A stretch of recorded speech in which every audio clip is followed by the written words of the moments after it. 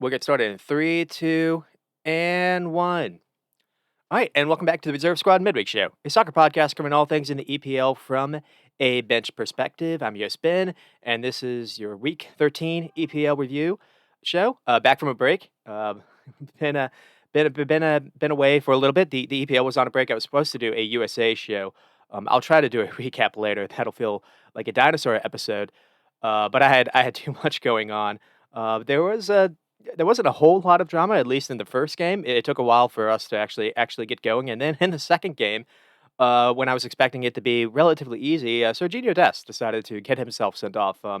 And I'll do another episode later on, just kind of recapping a little bit of that. But again, that'll probably feel like it'll be aged way too long. But anyways, it was good to be back. No more international breaks. I think they said till March, and really, at least with the EPL, we're getting into the heart of the season, the infamous holiday season, I guess you can say. I don't want to say Christmas because it goes all the way through the New Year. Something like 10 games, I think, in a 30-day stretch for some of these teams, especially because someone like West Ham, I think, also has. Well, they have Europe, and they also have a couple of. They're still alive in the Carabao Cup.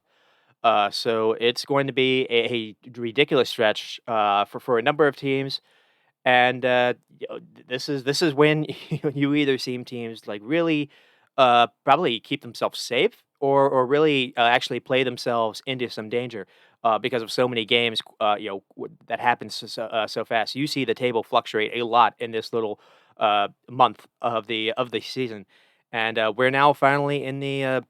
I think they said that we finally played through a third of the season officially, and Arsenal are leading the table.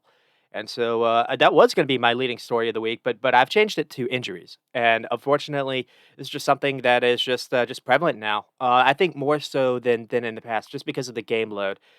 Just no one is getting any rest. We're seeing a lot of these players fall from international duty. Also, you don't really think about it, but the way that you're asking these players to also take planes and travel either across continents, that can get to the legs and the jet lag, and there's less recovery, fewer time for sleep, things like that can factor in as well. And so it's just we're asking these players to essentially be robots. And so we saw Decore go down to a really bad no contact injury. We saw Eze go down. That at least was contact. Awani for Nottingham Forest apparently hurt himself in injury duty. Jared Bowen and Antonio weren't able to go for West Ham. Diego Jota for Liverpool. Looked like he pulled up with a hamstring. Allison looks like he has a bit of a hamstring issue, and I've heard that Jota is going to be out for a little bit. I haven't heard any update on Allison. That really does worry me because Liverpool are about to get into a pretty hard stretch of the schedule as well. They have Man United and Arsenal coming up soon, and then Betancourt, at least that was contact, but it doesn't really matter for Spurs fans because it looks like he's going to be out for a little bit as well, and it really is unfortunate. And those are just players. I mean, Brighton look like they have almost a full 11 that are out. Newcastle have been dealing with a lot of this as well. Man United have had injury issues all year. Chelsea as well. I mean, Chelsea at least have like 30 players. So, but it certainly affected them. Brentford, it's affected. And Arsenal and throwing Spurs. And I just injuries really have played a major story in the first half of the season, with a lot of these teams having a weakened squad. And I think someone like Aston Villa, I think is where they are. Even though they suffered Tyron Mings, they suffered Emin Buendia early in the season. For the most part, they've been able to keep the core part of their squad healthy. I think that's really when I do their roster week in and week out, there are not many changes. I think that's a big part of their form as well. And so. We're gonna get through the holiday fixture list, and well, hopefully the injuries won't continue to be a storyline. But I feel it'll only get worse, to be honest. But we'll see. I mean, other than that, it is a fun time to follow the sport. Because again, it's basically a game every single day. Not to really exaggerate, it'll honestly feel like that. You'll especially with because Europe is still going on as well. I mean, maybe there'll be a couple Fridays that'll be off, but it's going to be crazy. You will have like a full. Everyone will play on like on the weekend, and then everyone will play on like Tuesday and Wednesday, and then there'll be someone that plays on Thursday, and then you'll see it again, and that's basically what December is. So, it's at least going to be fun, and thinking back, we have no more international duty.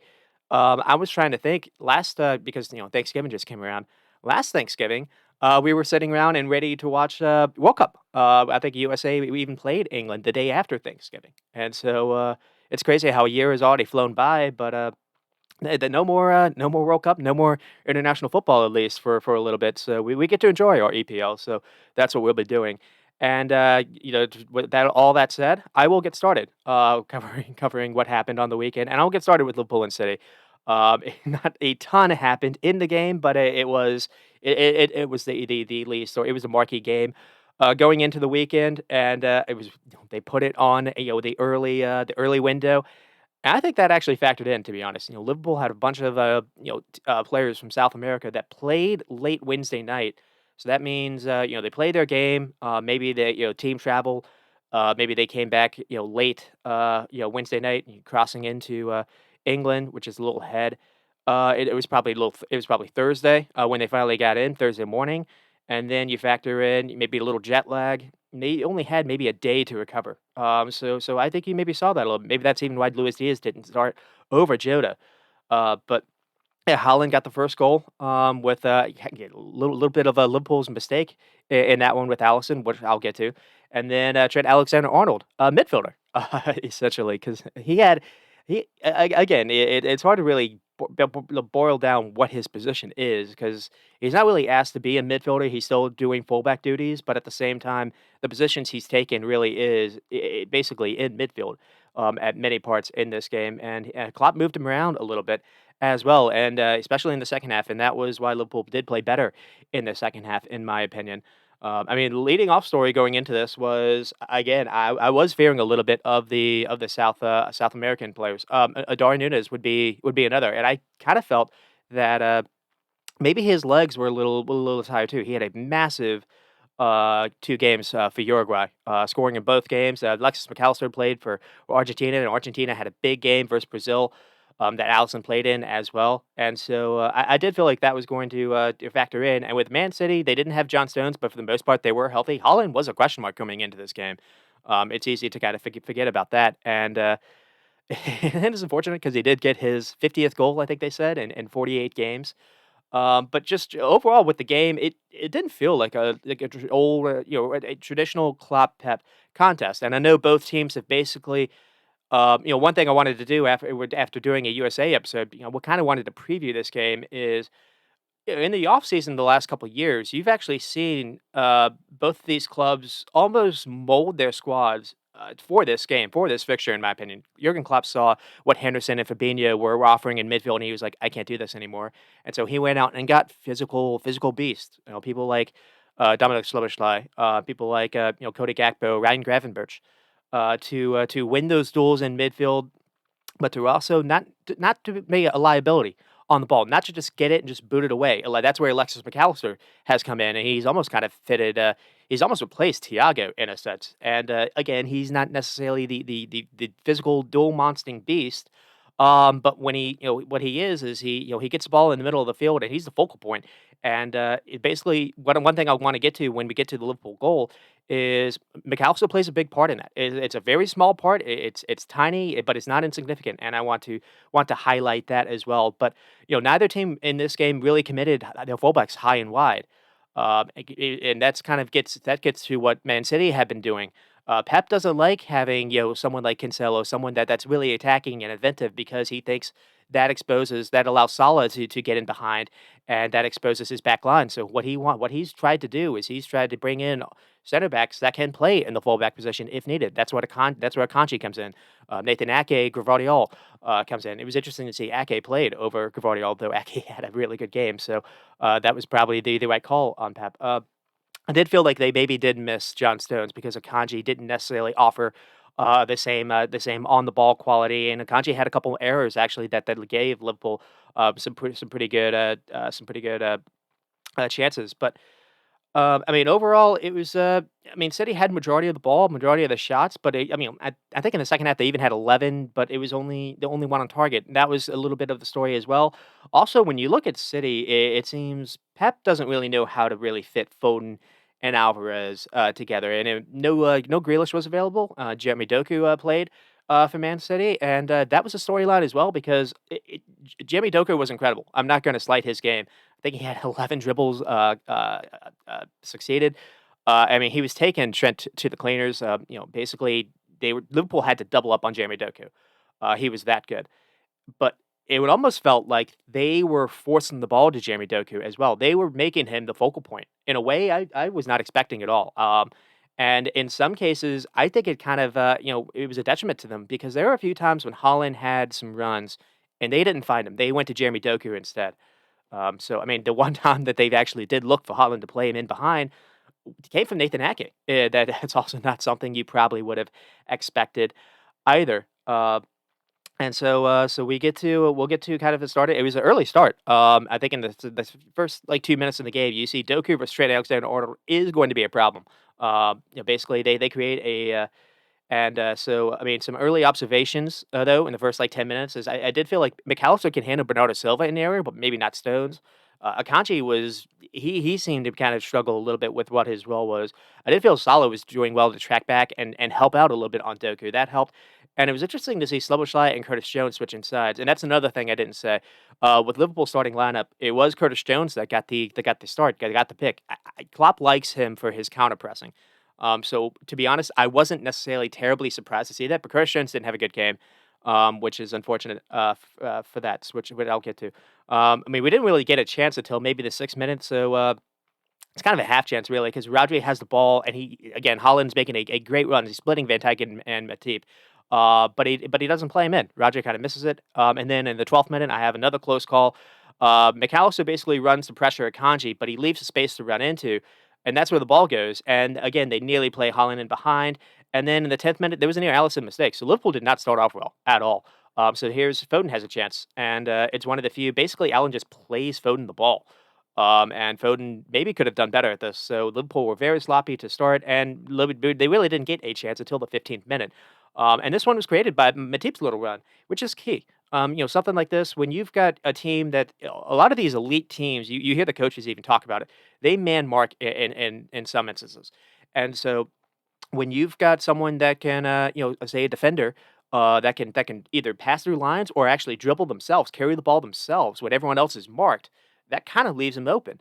And that basically created a little chaos, and they were able to get the ball out solid with some freedom, and he sent in a really good ball, and it's a good header by Nunez. It forces a good save.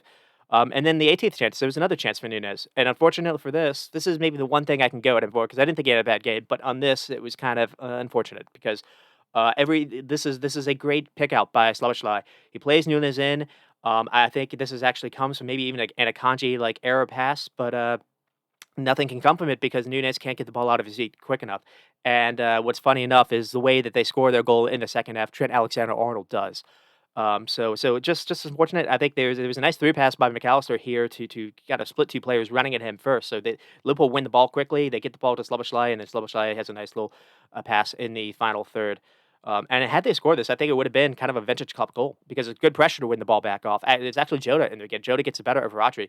Rodri's kind of cornered on the touchline, and then they quickly strike. They go upfield quickly. And then I have in the 20th minute, Liverpool nearly play themselves into trouble again. Alisson has to emergency clear the ball away. This is where Curtis Jones did well to actually body someone off, but instead of no one wants to really clear the ball in this game. That's basically what you see. So everyone wants to just try to find a way to kind of play through the team pressing you. And Curtis Jones gave Alisson a horrid emergency pass. Alisson, nearly had to, he had to emergency clear it basically because Holland was right on his tail. And Alisson passes it almost to the corner flag. But it's okay because Tsimikas does a really good job to collect this, and then he fools Kyle Walker. Liverpool almost get a chance out of this. And then basically, I've got to note that Man City are really trying to get Doku the ball. So this is about maybe in the 22nd minute or so. But again, I do feel like it was maybe to their detriment because Holland was the guy that was open more times than not. And then they finally do get their goal in the 28th minute. And it just comes from a weak Foden effort right to Alisson. But I think maybe even City get some kind of corner kick before this. But Alisson has the ball, and then he sees Salah is making a run. And he basically Jeremy Doku is maybe, I don't know, 8 yards behind him. Salah's going to win this race. And Allison has played this ball so many times, even against City. The way that Liverpool beat Man City last season at Anfield was this kind of pass. Allison got it from, I think, from a free kick that Kevin De Bruyne hit. Allison caught it and immediately played a pass to Salah, and Salah spun Cancelo, and that's when Salah, one on one, was able to beat Ederson. So Allison has done this so many times, and it looks like he's maybe got a chance to maybe do something similar to basically get another assist, and he slips. And, maybe that's even where he hurt himself.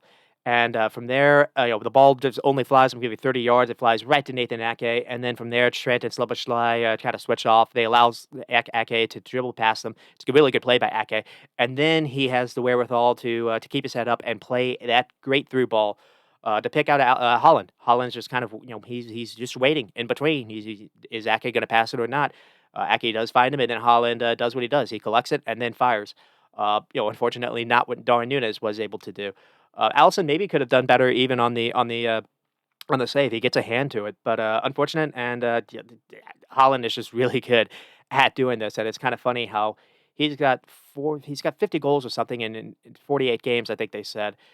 And I feel like they're leaving goals out there because they don't play him the ball. They don't look for him enough, in my opinion. But here, Ake did look for him, and it led to their first goal. Uh, and that kind of felt like maybe it was deserved at that point because Liverpool really were struggling. They did have a couple counter moments, but nothing was really forcing Ederson to work. Anytime that they actually had a chance to maybe break on them, the final pass or something was off. And that was just kind of the whole. That was really the theme of the first half, at least for Liverpool. Um, and then there's a chance. This is the Akanji giveaway. So here they play. Szoboszlai again gets the ball and he plays Nunes in, but Nunes can't do anything with the tight angle. Um, and then there was a near disaster for Liverpool. So it's a really good City counter. Here again, Curtis Jones has the ball, and I just don't get it. It's a lazy pass right from him into the middle of the field. You just cross the ball in, kick the ball out of bounds, and give City a goal kick. It's better than what he does here. And just Curtis Jones didn't have a good go of it. But so the lazy, you don't want to pass the ball, lose the ball in the middle of the field, essentially, and that's what happens. And again, City have a chance to break. I think Alvarez is the one that has the ball, and he plays a poor ball. I think Bernardo Silva even has it. He again opts to not play in Holland. He goes for Alvarez. And then Alvarez is caught in between either shooting or maybe trying to cross to Holland, and Alvarez just plays it out of bounds. Alvarez didn't necessarily have his best game, and I was a little bit surprised about that because I figured all the attention's going to be on Holland. Alvarez is maybe going to be kind of the key to what City do, and that wasn't it at all. There were a couple of chances actually in the second half where Alvarez was actually featured a little bit there. There was a cross right into him, maybe 12 yards into the box that he ballooned over. Another reason why I was a little bit surprised is Alvarez dominated Liverpool in the Etihad just a year ago. So, and then there was a chance from Foden. This one came entirely from Ederson. Liverpool are trying to. They look like they have City actually well well boxed in. Their press. They've got a lot of numbers upfield, and City pass it to Ederson, and Ederson just is able to pick out Bernardo Silva out of nowhere and basically plays 6 or 7 players out of the play. And they're basically Bernardo Silva has all this room to run in and pick out his options. And again, he opts for Foden out on the wing and not necessarily Holland. It's nearly a perfect goal though. I mean, because Foden cuts in and he at least forces a decent save. It's really actually it's more than a decent save. It's a really good save by Allison. But it's like these kinds of games are really all about manipulating situations where you either have a number advantage or you have basically 1v1 that suits you.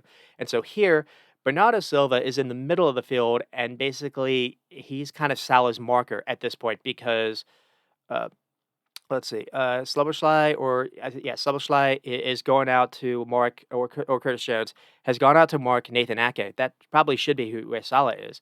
Alec McAllister is on Rodri. Everyone's got a man marker essentially, and here Salah is Bernardo's. And instead of Bernardo being on the wing where Salah wants to be, he's in the middle of the field. And again, it's just a really good pick out from Ederson, and it's just these kind of like moments where you can just kind of get a little advantage, and they almost made it count. It was a good save by Allison, and so really the halftime thought was this game is just a game of duels everywhere. Ake and Salah, Trent, Doku, just two, McAllister and Rodri in some instances. Uh, and who was going to break first. And Liverpool actually are the first team to make changes. And funny enough, Man City didn't make any changes. That was maybe a bit of a story in this game as well. But in the 50th minute, again, it was City starting off well. Bernardo has a chance to play Doku in behind, but he gets the pass wrong. And then here it hits the Alvarez miss. And this time they do find Doku. They were just featuring Doku the entire game. And Doku does well to cut the ball back to Alvarez, and he balloons it over. Usually, you see him do better on this. Uh, but that happened in, like, the 50th, 52nd minute. Around, like, the 60-minute mark, there's a good stretch for Liverpool. Liverpool are starting to get a couple corners. They're starting to actually, push City in. They're doing better to win the ball back, and then you see another sub, Jota off for Luis Diaz.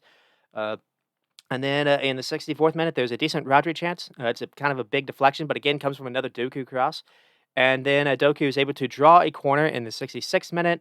This comes from Bernardo calling for the ball, getting it, playing it to Alvarez, who picks out Doku. And it looks like Liverpool have City at a pretty good press, only for Bernardo to just kind of pop up out of nowhere to be an option. And that was happening a lot too. Even the NBC people were saying Bernardo Silva had just like this fantastic game, and he was when it came to being an option, being available, being calling for the ball, getting it. But Bernardo had moments to really hurt Liverpool with a pass in behind to Holland, and he didn't. And this is where I'm thinking back watching this game, or at least rewatching it. I was like, if Kevin De Bruyne is here, this game could have been 4-3, City easily. But it wasn't. That's something to maybe think about in the next fixture at Anfield, or when City get Kevin De Bruyne back, which should be soon. Um, but on this corner kick, Allison's too weak, and basically, he. It looks like maybe Ake, pushes him a little bit, but I do feel like that's really harsh. They get lucky here, and the ball basically falls right into Ruben Diaz's lap. Basically at 2-0, that probably would have killed the game off. So Liverpool get really lucky here. They get that break, and they make it count. But another thing that was happening in the second half, we mentioned how all of a sudden things kind of changed a little bit.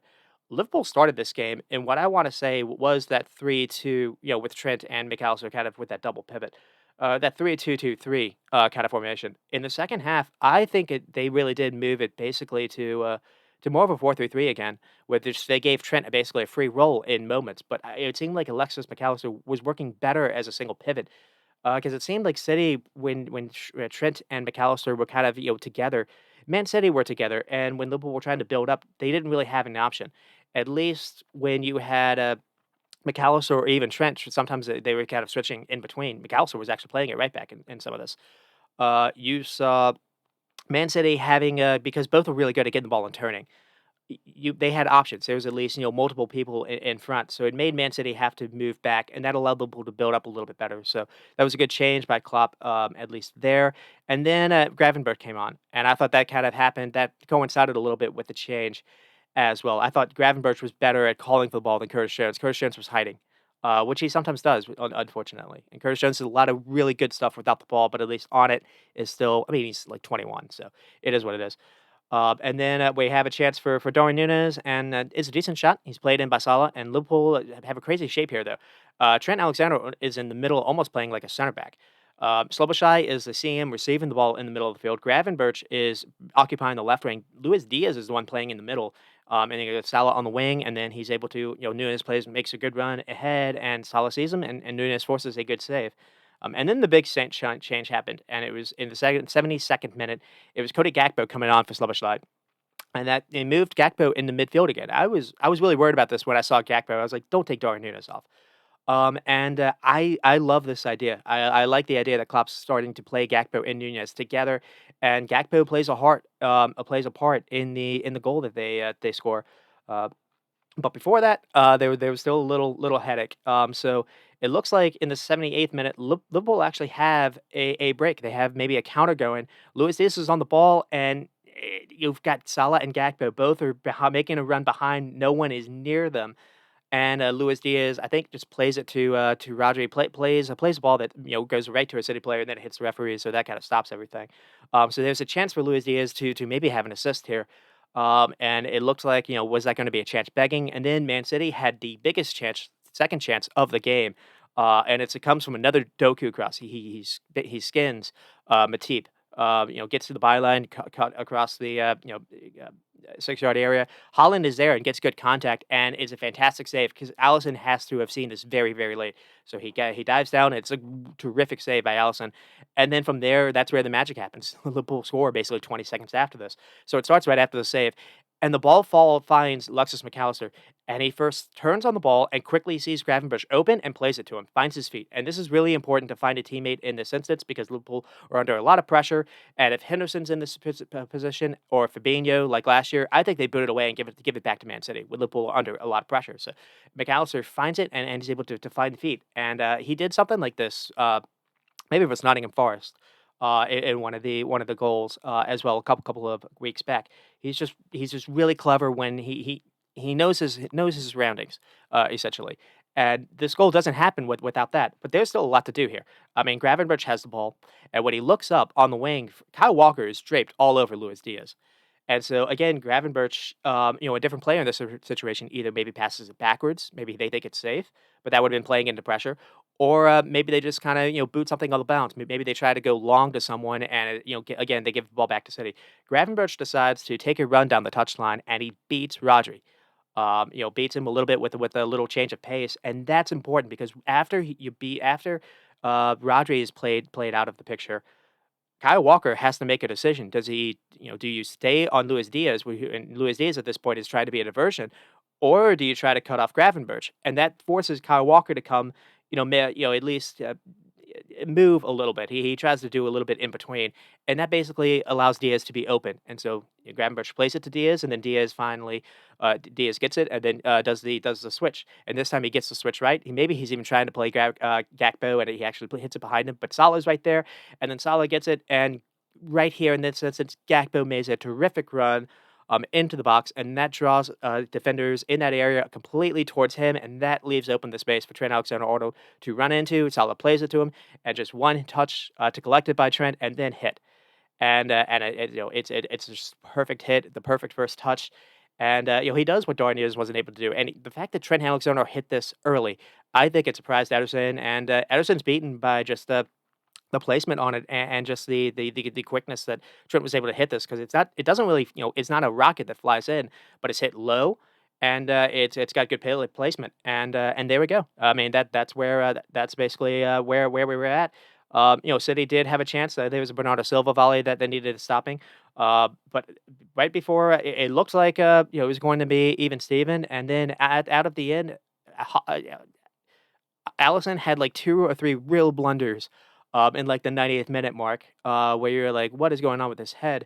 Because he had made mess ups pretty much the entire game. He did have a couple really good saves in there as well, but after his second clearance that went right to another City player, it looked like he pulled his hamstring, and they had to defend a corner kick with Allison actually being hurt in like the last play of the game. And Man City nearly scored in this. Holland gets a head on it. He flicks it to the back post, and no one's following up. And thankfully, it goes out of bounds. But if Man City had won this 2-1, I think it would have been deserved. To be honest, Liverpool weren't really on it, but at the same time, no one was really at their A game. So I don't know. A draw is what it is. Liverpool take points, I guess you can say, at the Etihad. If you're going to beat them at a title, you got to beat them. Essentially, Arsenal has done that. Arsenal, beat them at their place. And that's the reason why they're above them in the table at the minute. And so if Liverpool are going to have some kind of ambitions to do something this season, they're going to have to win that game in Anfield, which they probably already knew. But I mean, I think my first thing going into this is the two teams were really two different identities, even though they're trying to do the same things. And it goes down to basically the two managers with two different philosophies. And it really goes down to the two keepers, all the way down to the keepers. Ederson and Allison are different keepers. And Ederson is basically an outfield player where Allison has howlers in him. But I think Allison is a better shot stopper.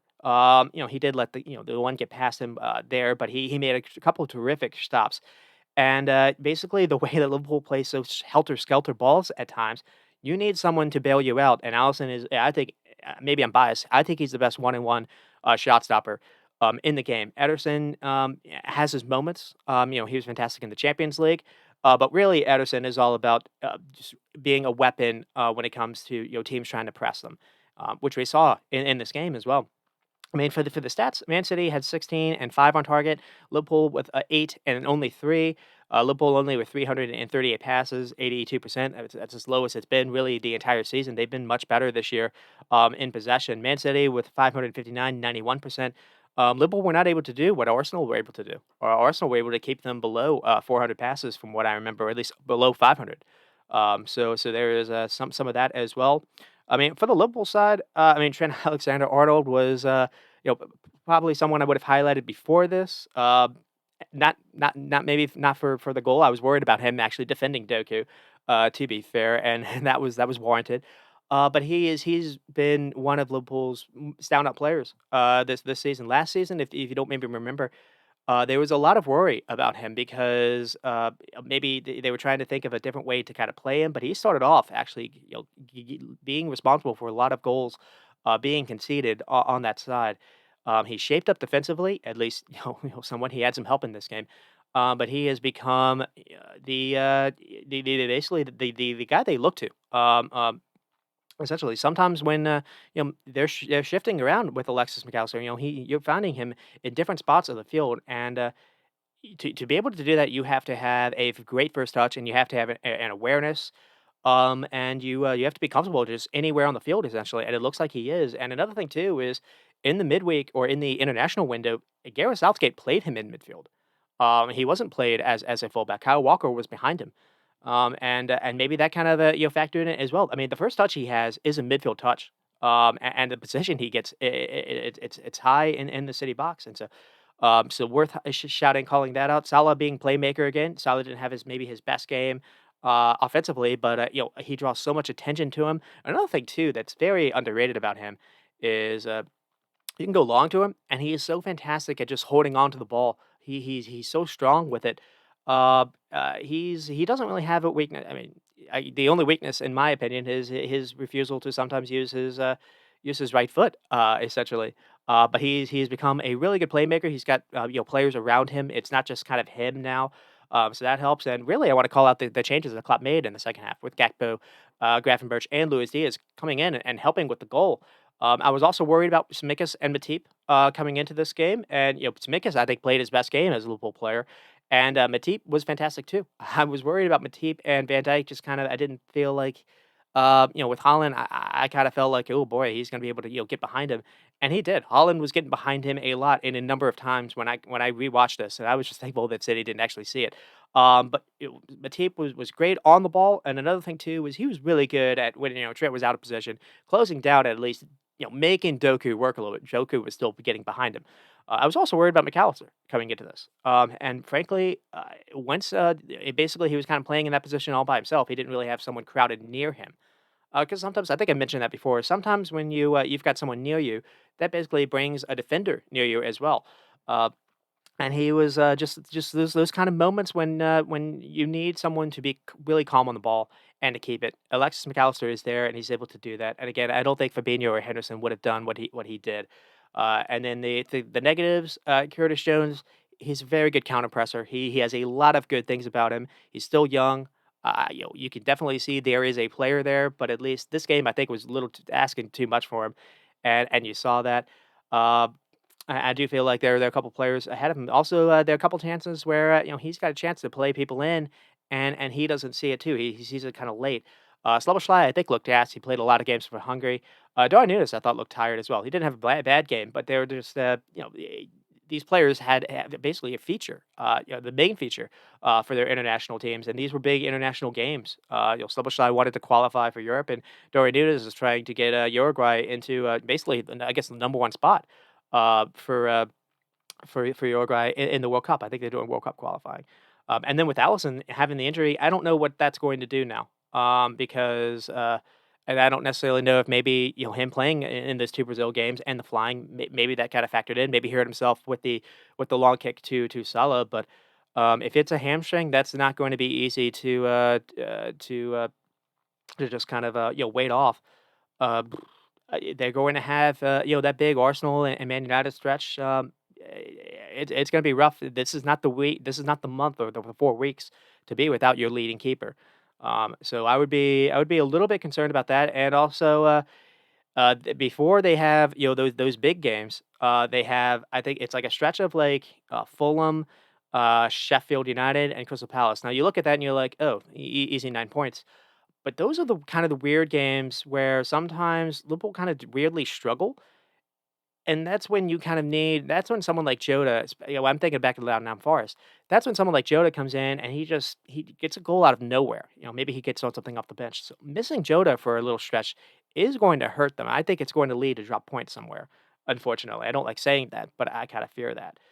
So I'm a little worried a bit about that. And that was kind of it. I mean, it was getting a point to the Etihad wasn't bad because they got battered last year, but it's all about just kind of waiting out those injuries now. And then with Man City, got to start with Doku with the 11 dribbles successful.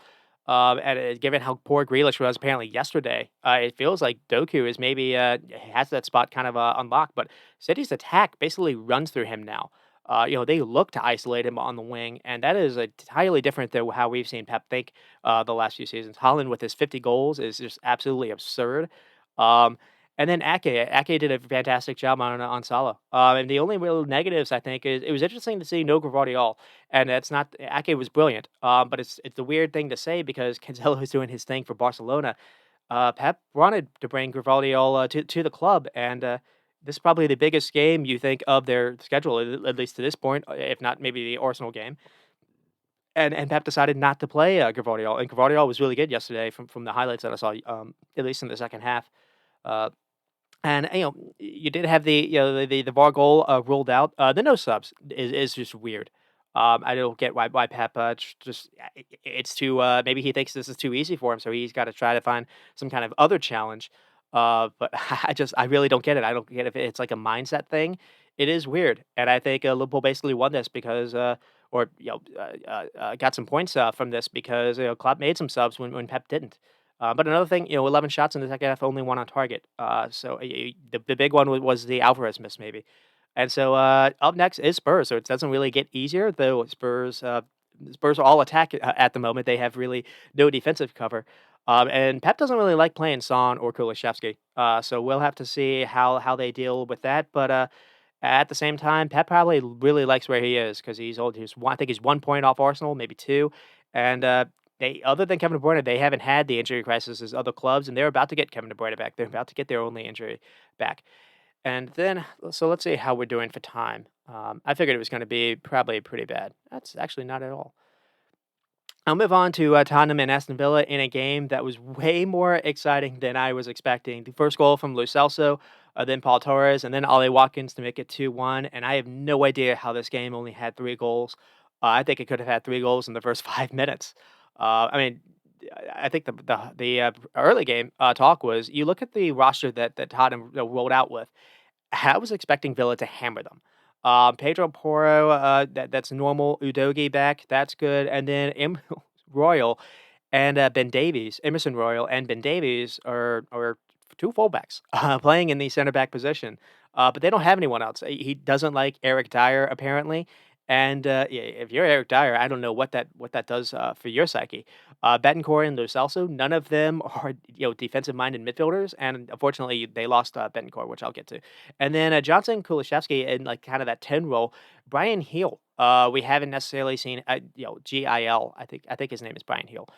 We haven't seen him all season, and frankly, he was good. Uh, it could have done a little bit better. There are a couple chances when maybe he should have done maybe made a better pass or made had a better shot. But overall, for not having any game time, he was fantastic. And I think just maybe he's a little rusty. But this front four that Tottenham rolled out with were good. So there wasn't there was a little bit more. There was some positives to take from this game. I think there's been a lot of doom. I think online, and you don't really maybe expect them to get points versus Man City, so maybe they could drop a little bit more. But if they can attack like this throughout the whole season, they'll be fine. I think they'll still have a Champions League spot for them. But there no Romero at least for Man City again because of that red card. We don't know how long they'll be without Van de Ven. And again, Ollie Watkins scored a header in this. I guess it was ruled out, but you saw why Spurs have been really good because of that back line pairing, and now they're without both. So you expected them to struggle a little bit. No Madison as well, but in this game, you didn't really miss that. Maybe he would have led to a couple better better passes. Maybe he leads to a couple other goals because Aston Villa were naked in this game as well. No Sar and Basuma was interesting. Both were, I think, one of them was suspended, and I guess one was injured. They're expected to be both back. Maybe both were suspended. So there was really no defensive security into when you imagine Poor and Udogi are both kind of offensive-minded fullbacks as well. They like to get forward, and you were just wondering how are Spurs going to defend at all, and it was probably what you would have expected. I mean, Aston Villa were worthy winners. They probably could have scored more as well. Watkins could have had a hat trick easily. Had a maybe one or two rolled out. I think he actually missed up on a header from close range as well. This game honestly could have ended 5-5. This could have been anything. I was amazed that there were only 3 goals into this, and with Villa, Villa did kind of go into this a little different. We saw basically Matty Cash played as a midfielder. So we saw Kanza, Torres, and Diego Carlos, Torres, and Digna. And it was almost kind of a back three in a sense, but Cash wasn't really on as kind of a wingback. He really was supposed to be in midfield, and Cash didn't necessarily have his best game. To be honest, he was hooked at halftime. He also was responsible for taking off Betancourt. So that's kind of getting it started. Which is in the first minute, I have a Spurs chance for Udogi, and the Villa high line. There's a great ball played over the top. I think it's by Betancourt, and Udogi has a great first touch, and then gets the second half entirely wrong. It's a fullback's basically finish. Someone like a Madison probably does finish this, so there's where his miss does show up. And then in the third chance, Kulishevsky, and he does everything here. He hits the post. He does amazing to do this cut to get past the goalie, and he has a great he has a good shot, and it just strikes the post. But again, Betancourt just fires a ball into Son. Son just one times it to Kulu in the box, and it's a worldie of a goal almost. The cutback, everything here is really good, and he just strikes the post instead of the net. And then Aston Villa have a chance with Pau Torres, just kind of a free kick, free header into the box. This is where you see, playing without center backs, shows up, and it's a free header essentially, 5 yards out, and he misses the goal. But that shows up in a little bit before halftime. And then I have a chance for Spurs in the 7th minute. Brian Hill forces a save, and here again, maybe he could do better at trying to pick a corner. He kind of hits it right at uh, hands at Emi Martinez. Emi Martinez had a good game. He made a number of big saves as well. That's another reason why this wasn't why they didn't score more than they did. But the 7th minute into the game, I think Spurs have already created 4 or 5 chances, like serious chances. And then the 13th minute, Son basically can't get a tap in under the bar, square ball by Porro. The weird thing about Spurs that you can maybe go at is something as simple as like a square ball they messed up on a lot. I don't really, and maybe they just weren't expecting to be this open. They're playing with a lot of players that haven't really played together, but Son and Poor had played together. So it was weird. It was maybe going to be a tight offsides call, but Son wasn't able to put it into the net for necessarily it to matter. I mean, Spurs were all over Villa the first like 15, 20 minutes. They're getting turnovers high in the area as well. Lo Celso and Betancourt were doing fantastic defensive work in a way I wasn't really expecting. And then in the 17th chance, I've got a Betancourt with a lovely ball to pick up Pedro Porro in the box. And again, just kind of the square ball, but Porro misses the mark. Again, it's a tap in if he gets this right. And then Brian Hill had a cross and nearly found Son. This was happening over and over again. But here they at least do get a corner kick, and then they score on the corner kick. And what a hit by Lo Celso. And it's funny because out of all the chances they had in the opening 20 minutes, this is easily probably the hardest, and this is the one that they convert. But it's a near instant response from Villa, though, so they weren't able to really celebrate this for that long. Uh, and as Ollie Watkins scores, it's just across from Digna. It's a simple ball in, and no one was really marking Ollie Watkins, and simple header. And again, you get what you get. You get what you get playing with Royal and Ben Davies as a CB pair. You see how it's not going to work. And basically, the Villa Tottenham are saved by the VAR essentially. And I don't get how they do the lines. I thought this was a goal. But basically, I think the game maybe changed in the 30th minute. So Betancourt had to go off, Horberg had to come on, and Matty Cash's bad tackle goes into Betancourt's leg, and it looks like he's going to miss some serious time again. I think I've seen a couple months at least, and they needed him back for this run of games. And it really was unfortunate. He was starting to play some really good football again. Apparently, was man of the match in that Uruguay game that I mentioned Darnito scoring in. So and you saw the delivery that he was putting in. He was orchestrating things beautifully, and it sucks that they're going to miss him again. Um, and then in the 43rd minute, Son scores, but again, it's offside. But this is actually some pretty good passing here by Højbjerg. So Højbjerg, Brian Hill, and Udogi have a nice little triangle here. I think it's Brian Hill that actually comes to the ball and he brings a defender with him, and they play around him and basically play Son the ball where the defender was supposed to be. And Son gets it. He still has a lot to do. He has a lot of running to do, and he's able to get to the box and he squares up with Emi Martinez and does that typical curler with his right foot and scores a great goal. And it's just it looks like he is maybe a step or two offsides. But again, this was basically what Aston Villa's game was: scoring beautiful goals and then getting them ruled out for being just a little too far ahead. And then it looked like maybe Spurs were going to go into this with halftime just with have nothing but positive things to think about. And they go in tied because they give away another free kick, another free header to Paul Torres. He missed the earlier chance, but buried this one. And unfortunate for here, it comes from a Brian Hill poor pass. I don't. I get they don't want to necessarily give possession away, but you're so close to halftime, and Vicario can't do anything but just boot it away because there's the player right on him. And after they clear the ball away, there's a cheap foul, and so that they score on the free kick, and that was pretty much it. So the halftime was, man, do Aston Villa have to feel really lucky to actually be in this? And then Emery made some changes, and that's the reason why they actually probably are deserving of winning this game because the changes that Emery made were good. He brought on Yuri Tielemans, he brought on Leon Bailey, and that completely changed how they were able to play. They were much more calm in their possession, and because of the high line that both teams were playing with high lines. Someone like Tielemans had a little bit more of a thought behind of what he wanted to do, and Villa were better at moving the ball a little bit more. I mean, not Tottenham still had some chances, at the back end, but Villa were better in the second half. It's worth saying that. So here, Leon Bailey hits the post. Essentially, it's just a long ball by John McGinn. I thought John McGinn was better in the second half as well. Picks out Leon Bailey, and Bailey forces a save.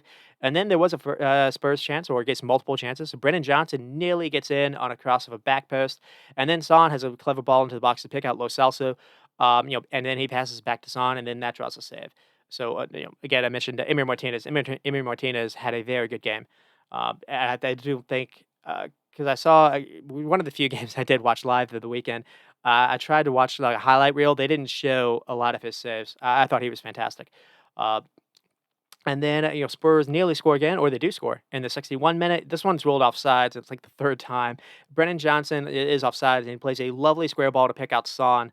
And Villa, I think, are living on edge a little bit with what they're trying to do. And then right against the run of play of Aston Villa score.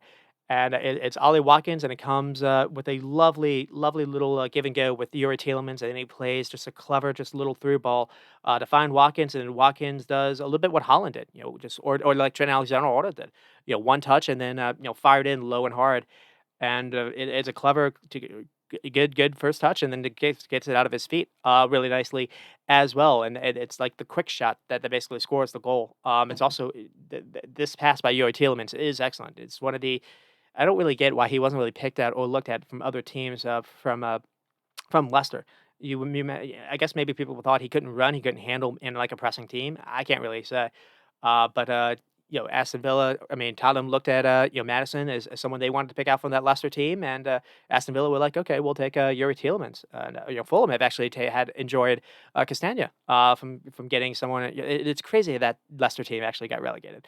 But anyways, and then Spurs still had their chances. There was a Ben Davies kind of free header. Paul Torres had one that he missed. Ben Davies probably should have scored this. And then there were a couple chances where they forced Emi Martinez to work really, really well. First from Brennan Johnson. This is a great save, but it's also really good by Brennan Johnson. Nearly scores what I think would have been a goal of the month contender, though nothing's going to beat Garnacho. But this would have been really good by Brennan Johnson. The first touch he has, he kind of does something clever with his back foot to push the ball forwards, and then so that basically surprises the Villa defender. And then he tries to get a leg out to get the ball with the second touch, and he takes it quickly, but Emi Martinez is able to get the ground and he saves that. And then that's only the start of it. That's only the appetizer because then the rebound falls to Hoiberg, and Hoiberg, he has a crack from outside the box. This looks like it's flying into the top corner, and Martinez is like Spider-Man to jump and save this too. This is incredible. I think you even saw Hoiberg, applaud this save. And that was pretty much, kind of the way to sum up the game. There was a chance in the 88th minute. Actually, this sums up the game as well. Kolashevsky does excellent here to keep the ball from going out of bounds, and then quickly plays a pass into the box. There's a little back heel by Lo Celso to find Pedro Porro, and then Porro has a quick shot, and he just misses the inside of the post. He banks it off the post instead, and the ball falls right to him and Son, and Son has a tap in. And you're like, oh, Spurs finally get the goal that they were desperately deserving. A draw felt fair, and then no, he's ruled offsides again. And unfortunately, you can't blame Son for this. Pedro Porro again, if he's just a couple inches to the other side of the post, this goes in just on the shot, so it doesn't matter what Son does. And that was just kind of the way to sum up the game. And one thing I didn't say was Kulishevsky played as kind of a 10, at least in the start. Maybe they kind of moved him over a little bit more in the second half. I think this is the best game he's played in a long time. Kulishevsky was amazing in this game. So I just wanted to kind of highlight that. I mean, the XG was Tottenham 2.3, Villa 1.7, 18 shots and 8 on target. Aston Villa 15 and 5. It felt like both teams could have had more shots. Four big chances for Tottenham, four big chances for Aston Villa. Emi Martinez with 6 saves. Tottenham with the majority of possession, 62%, and 571 passes, 90% accuracy.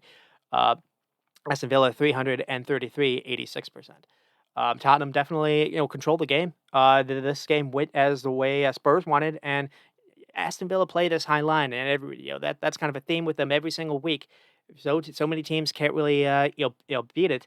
Spurs were beating it, but just with the way that you have the technology here, where if you're just kind of a shoulder, if your breath is offsides, they're going to be able to call it. It helps to play this kind of high line because it allows you your defenders to be higher up. So one, you can get teams off doing off of the offsides, but also you can maybe win the ball back a little bit quicker. There's give and take here. Uh, but I really want to talk about Ollie Watkins. I mean, it's a terrific finish he has for the second goal. A different day, I think he has a hat trick.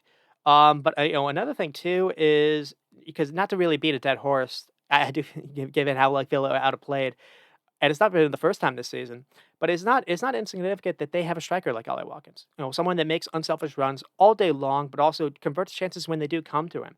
And just the value of having a big scoring striker and basically having the value of having a team that can supply him. And that's a big reason why Villa are where they are in the table.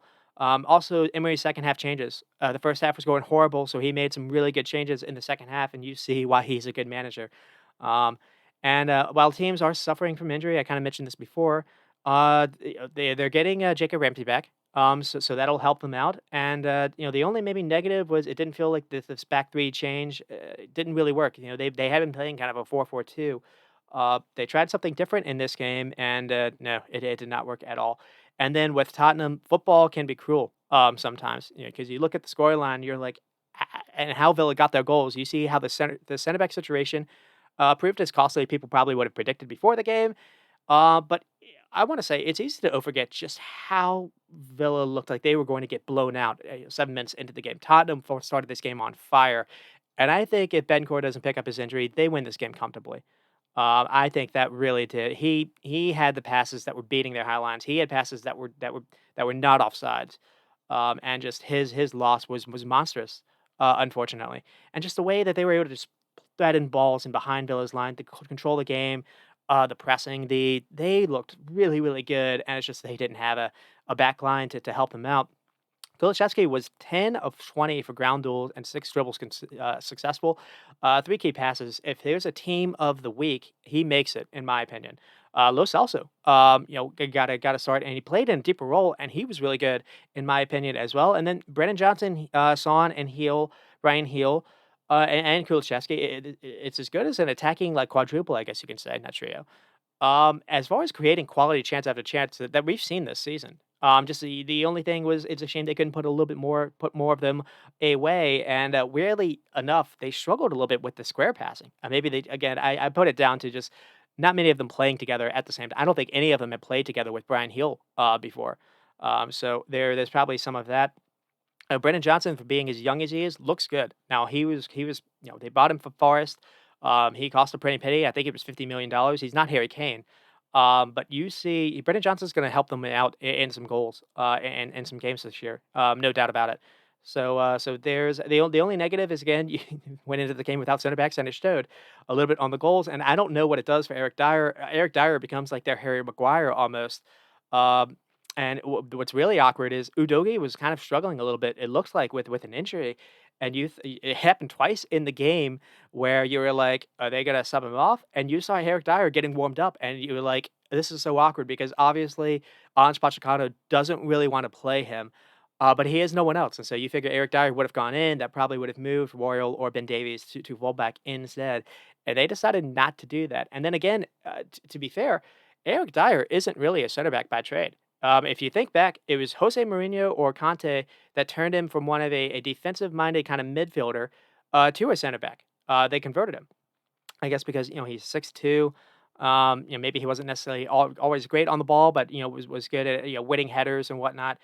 He's always lacked for pace, but when you're playing with a Mourinho or a Conte, when you're not playing a high line, or you're playing pragmatic and defensive first, maybe you can get away with that a little bit, especially in a back three. You can get away with that a little bit more, and he just doesn't fit their system anymore, and it's really really awkward. And I don't know how long Vanavan's going to be out. You're only going to miss Romero at least for one more game. The red card was three games, so at least you're going to get Romero back. I don't know what they're going to do with Romero though, and they probably should look at that in the January window. If Spurs have a mishap, it probably is going to be at the back. So that's probably what I know. They will probably want to bring in a striker. They might have enough depth a little bit, as far as being able to rotate a couple players here and there. I think Brendan Johnson can play as striker as well. I think they need to look at center back most definitely before that. And then losing Betancourt sucks so much because he was starting to look really, really good. Um, you were starting to wonder, well, how was he going to maybe fit in with Sarr, Basuma, and Madison? Because you can only play three. But man, the way he was playing. I think he would have found a way to kind of maybe replace Sarr a little bit.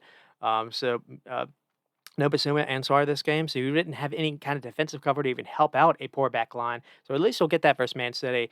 But this is gonna be rough. This could be a really really fun game because there's going to be space everywhere. City sometimes don't like to attack space. They like having games that aren't really transition based. Spurs are going to make it a transition game, so we might see what we saw with Man City and Chelsea. So hopefully that'll be good for the neutral. Um, and then also Pep doesn't like playing Son, so hopefully we'll see Son kind of dunk on him as well. And then I'll move on to Arsenal and Brentford. And this was as much fun as that game was. This game was not. Arsenal do go on to win with Havertz, and at least you can say this game did give us some storyline. So we'll go with that. I mean, Havertz was actually a theme coming into the game because he played as a left back for Germany, which is really weird. People were like, "Whoa!" He even scored, so at least he's there, but he was responsible for a goal as well.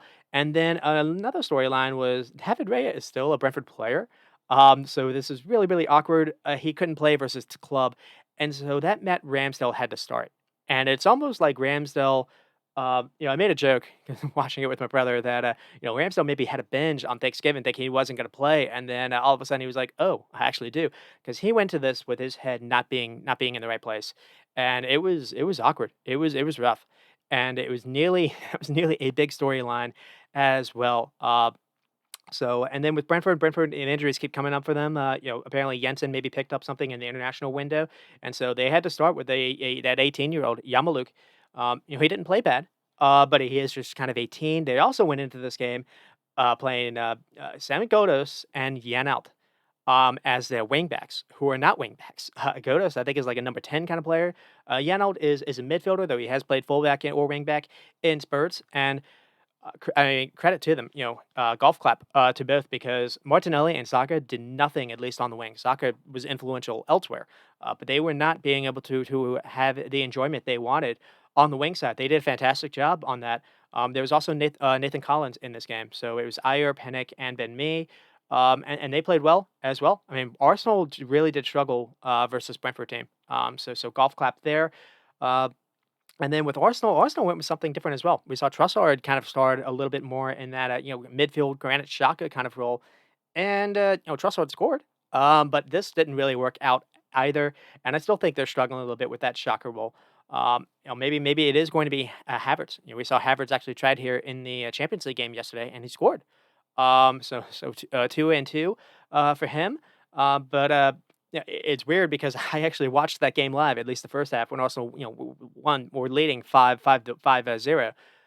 There were a couple times when Lens actually got the better of him. They were able to turn him over. Havertz is a little of a liability, at least defensively, in that midfield spot. And if you're going to play a 4-3-3, you probably need your 8 to be able to run back and do some defensive duty. Because you like Zinchenko likes being adventurous and likes being a forward-minded player. So there can be gaps there. So Havertz will have to figure out a way to improve on that. It's kind of weird how he's tried at left back because you figure that's probably what a left back needs to be able to do as well, and it seems like he struggles a little bit at that. And another thing that was no Ben White, so we saw Tomiyasu, and Tomiyasu actually played fantastic yesterday, so I don't necessarily need to go at him here. But he didn't offer any kind of overlap help for soccer, and I think that kind of showed up as well. So they were missing Ben White a little bit, and the positive was they had Odegaard back. So that helped them a little bit here.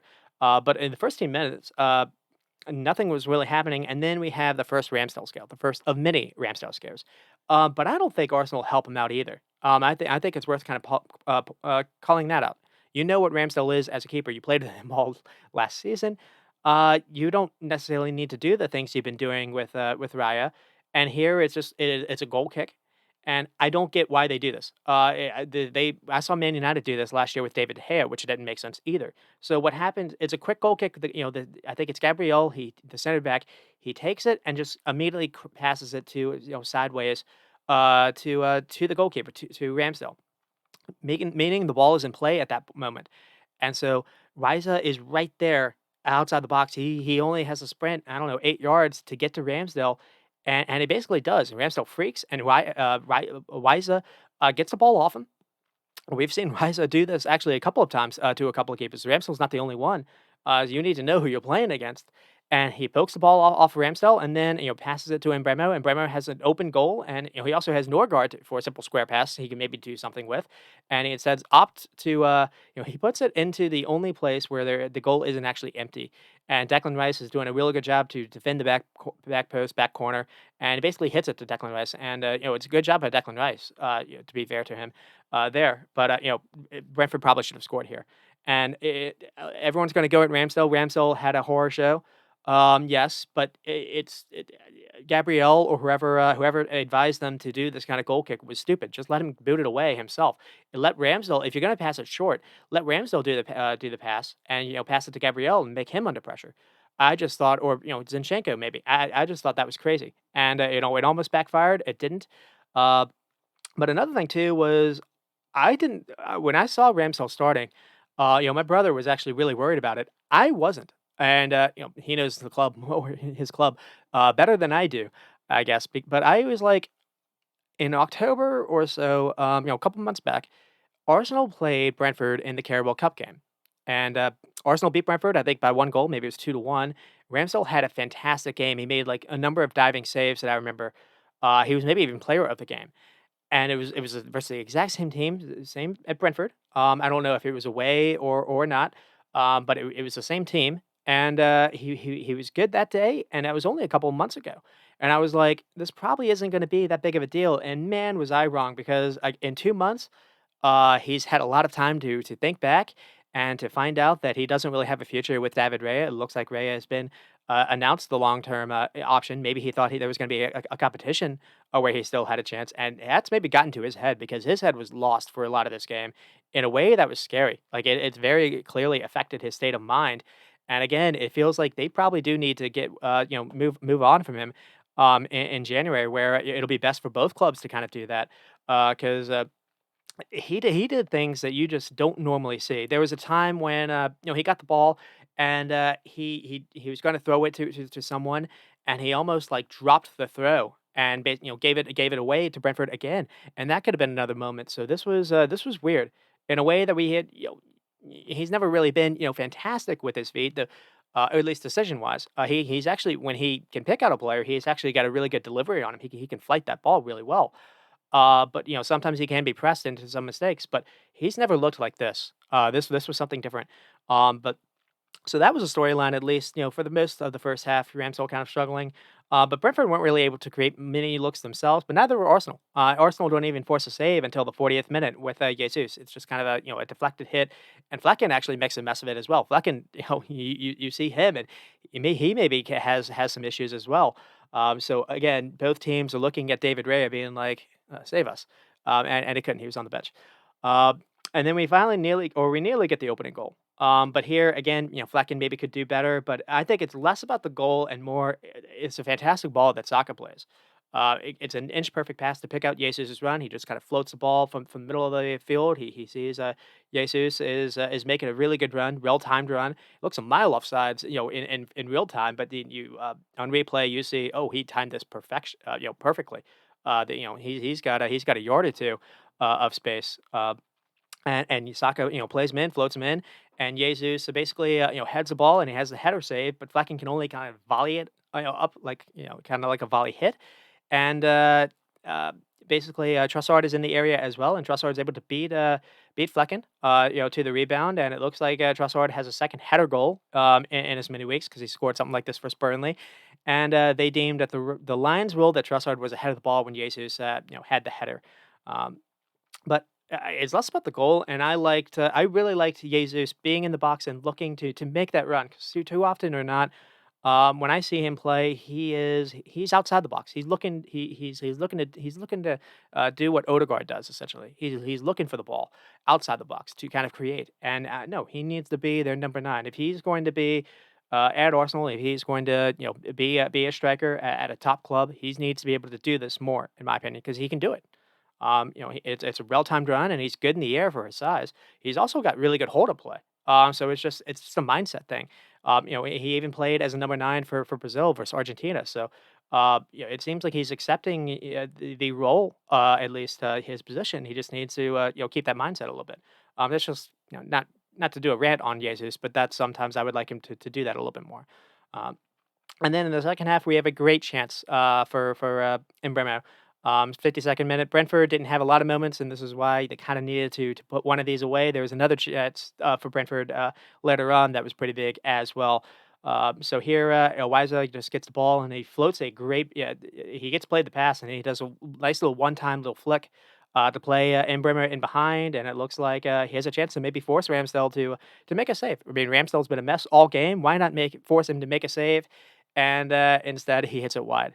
Um, so unfortunate there, and then there was another chance for Brentford. I think it's Mopai who had just come on, and it's cleared off the line by Zinchenko. So two times the ball was cleared off the line. Zinchenko actually made the first error here, so it's good for him to atone his ways.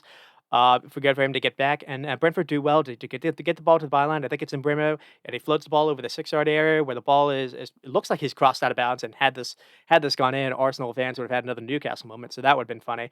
But no, it doesn't. And then Malpai basically outjumps Tamiyasu and gets a good head on it. And this is going in. This is Ramsdale's beaten here, and Zinchenko is just Johnny on the spot for it to hit him instead. Anywhere else, this goes in. Uh, and then there was a moment where Ramsdale actually did a real good job to sweep out and stop Mbeumo because it looks like Ramsdale actually was going to get this entirely wrong, and it was going to be another howler. So Ramsdale, and it looks like Mbeumo was behind everyone. Arsenal were caught off guard here. If Ramsdale doesn't sprint out, Mbeumo has a 1v1 chance, and maybe he probably finish that away too. So it's really good recognition by Ramsdale here. So I went at him a little bit for his earlier play. This was a big moment, and it was a good play for him here because if he gotten this wrong, this would have been yikes. And then in the 70s, nothing was really happening in this game. So in the 77th minute, Arteta made a big decision to bring on Havertz for Martinelli. And in the 80th minute, they get a chance. A Declan Rice hit, near instant impact from Havertz. So that's why I kind of want to call this out. But also the clever feat that Trossard has is quite good too. He has a little spin on the ball to find Rice the ball, and it's a good hit by Rice. And then we get to the goal. Uh, Brentford actually looked like they had their leg shot after like 70 minutes in, so they were just kind of holding on, and they finally broke here. Once again, it comes from a terrific ball by Saka. It's got the perfect weight on it to cause the most damage possible, and he finds Havertz making a run to the back post, and Havertz just gets a good head on it to bring it home. There you go, game winner for Kai Havertz. So not a game of action, but again, it is a game with a nice storyline, and we'll see if this gets him going now. 2 goals in 2 games now, with including the Champions League game. Brentford with 1.9 xG, Arsenal 1.65. Brentford nine shots and 3 on target. Arsenal were 15 and 4, just 4 on target. That's kind of been a case, and that's been a theme in a lot of the games that Arsenal have struggled in.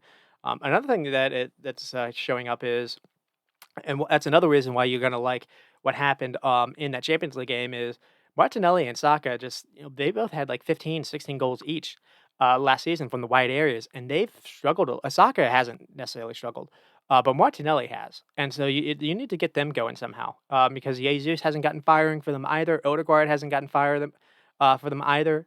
That's you if you're looking at Arsenal, if they can find a way to find a little bit of the form that they just had last season. I don't know if they're tired, they've been overplayed. There could be some of that. Uh, but if they can find a way to get that form again, there's a lot of room for this team to still grow, and they're still they're leading the table. So that's kind of a scary thought, to be honest. Uh, it's not all negative. Havertz, we'll see if we can get Havertz going. I personally, I like when I've seen Havertz and Jesus play together. There's a game, I think it was PSV when that happened. They haven't been able to do this a lot because Jesus has been out and injured for a lot of this season. When they been played together, I feel like they've got some good chemistry there. So I'd like to maybe see that a little bit more often. Maybe the idea is try them both together. And then Saka's playmaking was exceptional in this game. Wasn't able to do anything on the wing, but when he was able to play a little bit more inside, he had a couple really good balls. The only negative is, it didn't feel like Tomiyasu was doing well to overlap Saka, and we saw actually Tomiyasu overlap yesterday, and that led to one of the goals. I think it led to Odegaard's goal. Odegaard was invisible, I thought, in this game, but he got a goal yesterday, so that's good. It was first game back, so that can be reasoned. Um, Jesus wasn't at his best, but did make that good run, so it wasn't necessarily all bad. My brother brought up field tilt in conversation watching this, and I LOL'd. But you understand that any game Arsenal played with, the idea of the field tilt is it feels like the field is tilted against the other team, and that's why Arsenal have all this possession in the other team's final third.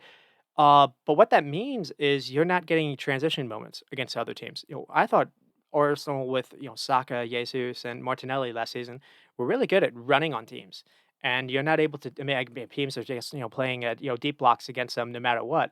But I don't think field tilt is necessarily a good thing, especially because you don't really have someone to cross something into to just at least when you've got a team that's kind of boxed in against you and you've got all this play in the box, eventually you need to cross something in. So maybe that is where Havertz comes in. Maybe that is what Arteta was thinking about because Havertz is 6'2". So we'll have to see if that is that was maybe the thought. I can't say. But they you watch their games and they can be really dull at times. And another thing too is Saka, Granit Xhaka was doing some things last season that maybe went unnoticed or underappreciated. And I feel like they are missing his runs a little bit. They're struggling to replace him. And not only that, Granit Xhaka has joined Xabi Alonso's Bayern Leverkusen team, and he's flying for them. Yeah, it wasn't just a purple patch. He is a good player. Um, and again, the top of the league, and if they can just get Odegaard, I think had 15 goals last season as well, and he hasn't gotten going. So there's a lot of team for this. There's a lot of room for this team to still grow. The top of the table now, you get top of the table after Christmas. Man City are going to get Kevin De Bruyne back, but you have to like where you're at if you're an Arsenal fan. Now the numbers, the stats people don't like Arsenal. I think I saw that they're fifth place in expected points. So again, how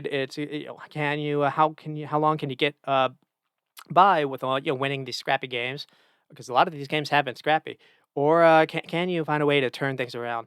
It can't just be Rice. Rice coming in, I know he's not the most inventive with his passing, That can't just be the only reason why everything has just stopped. Now I know Rice doesn't like playing. Maybe that's the reason why you don't see many of these transition balls because Party was able to pick those runs out, and Rice doesn't like doing that. But at the same time, you're better defensively, and you have Saliba back.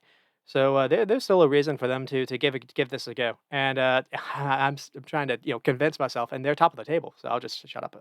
And then with Brentford, I thought there's some good things from that kid at Yamaluke.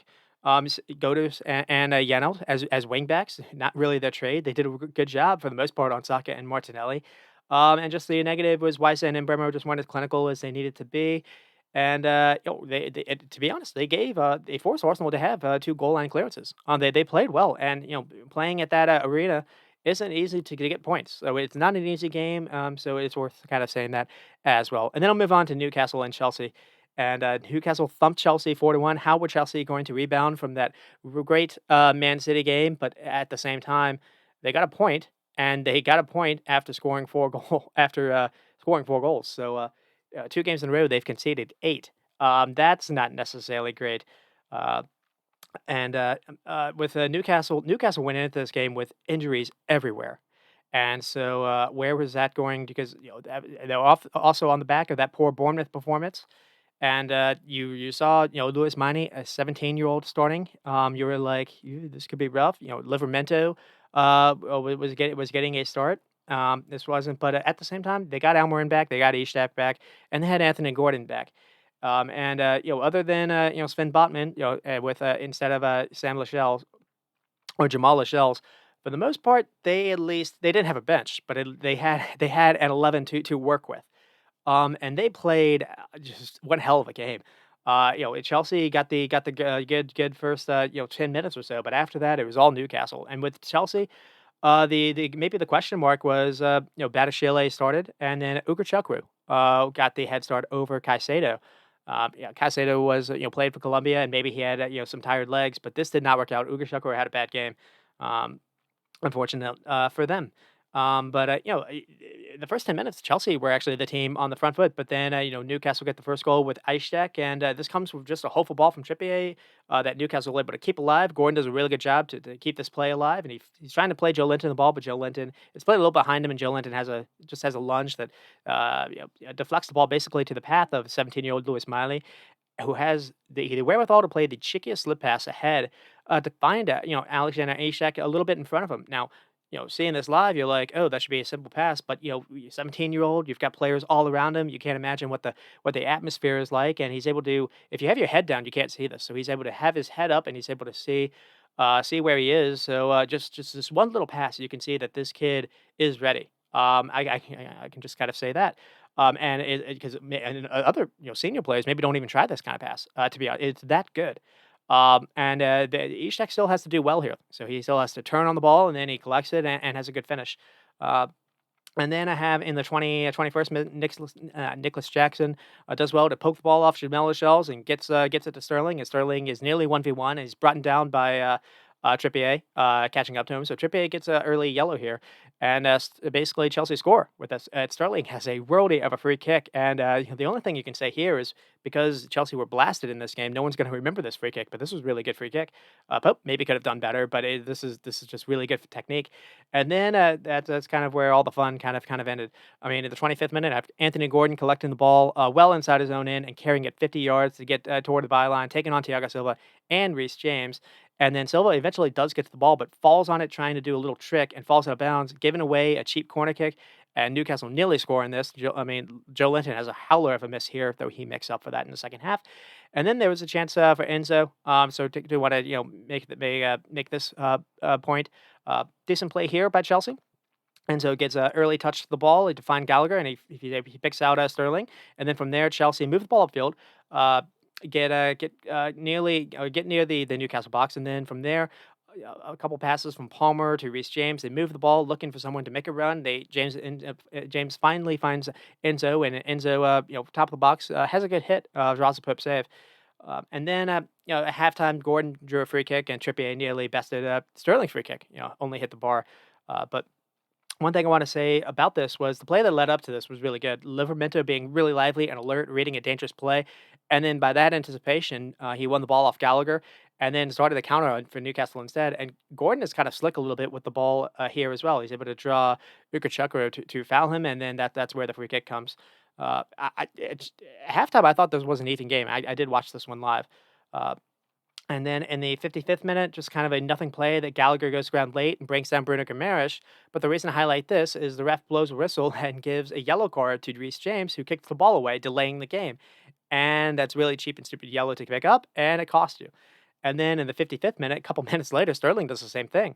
And unfortunately for them, here it's just kind of a cheap booking here. But the key part is Newcastle's high press is really starting to get to Chelsea.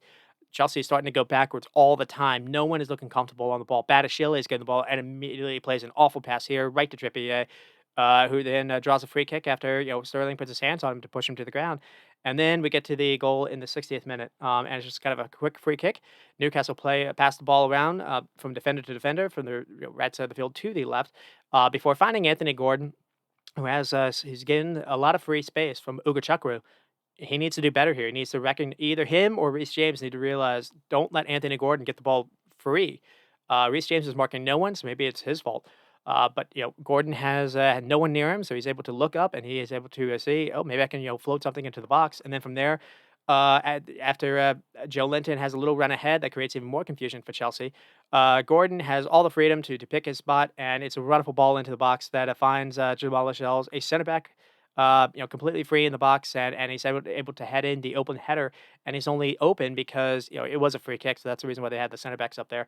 But Badiashile completely loses him, so Badiashile did not have a good game in here as well. And then just 90 seconds after this, they score a second goal, or they score the third goal with Joe Linton. It's right after the kickoff. Newcastle again are pressing Chelsea like crazy to make them uncomfortable. Livramento pokes the ball off Reece James, sliding.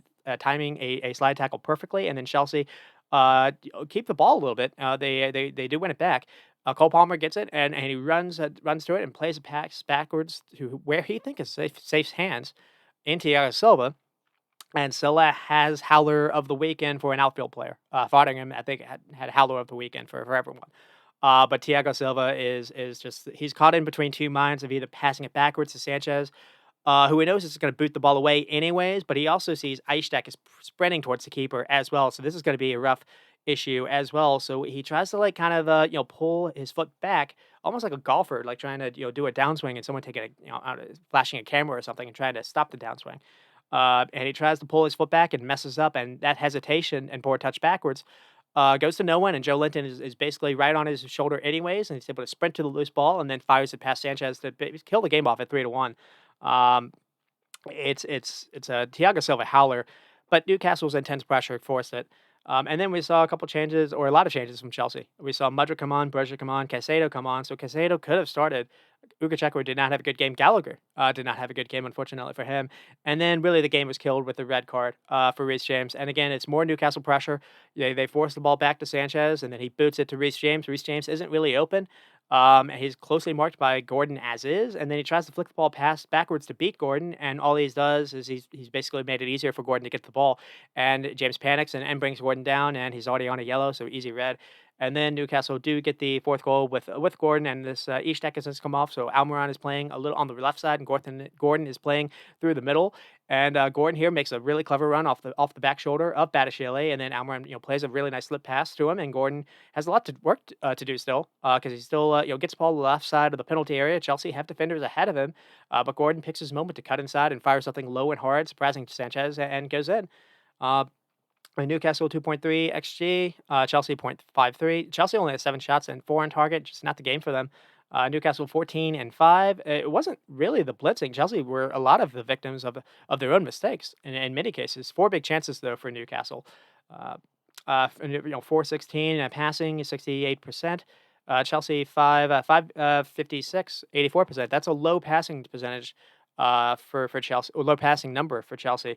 It's something we haven't seen from them this season. They for a large part of this season, they were leading the league in both possession and both passes completed a game.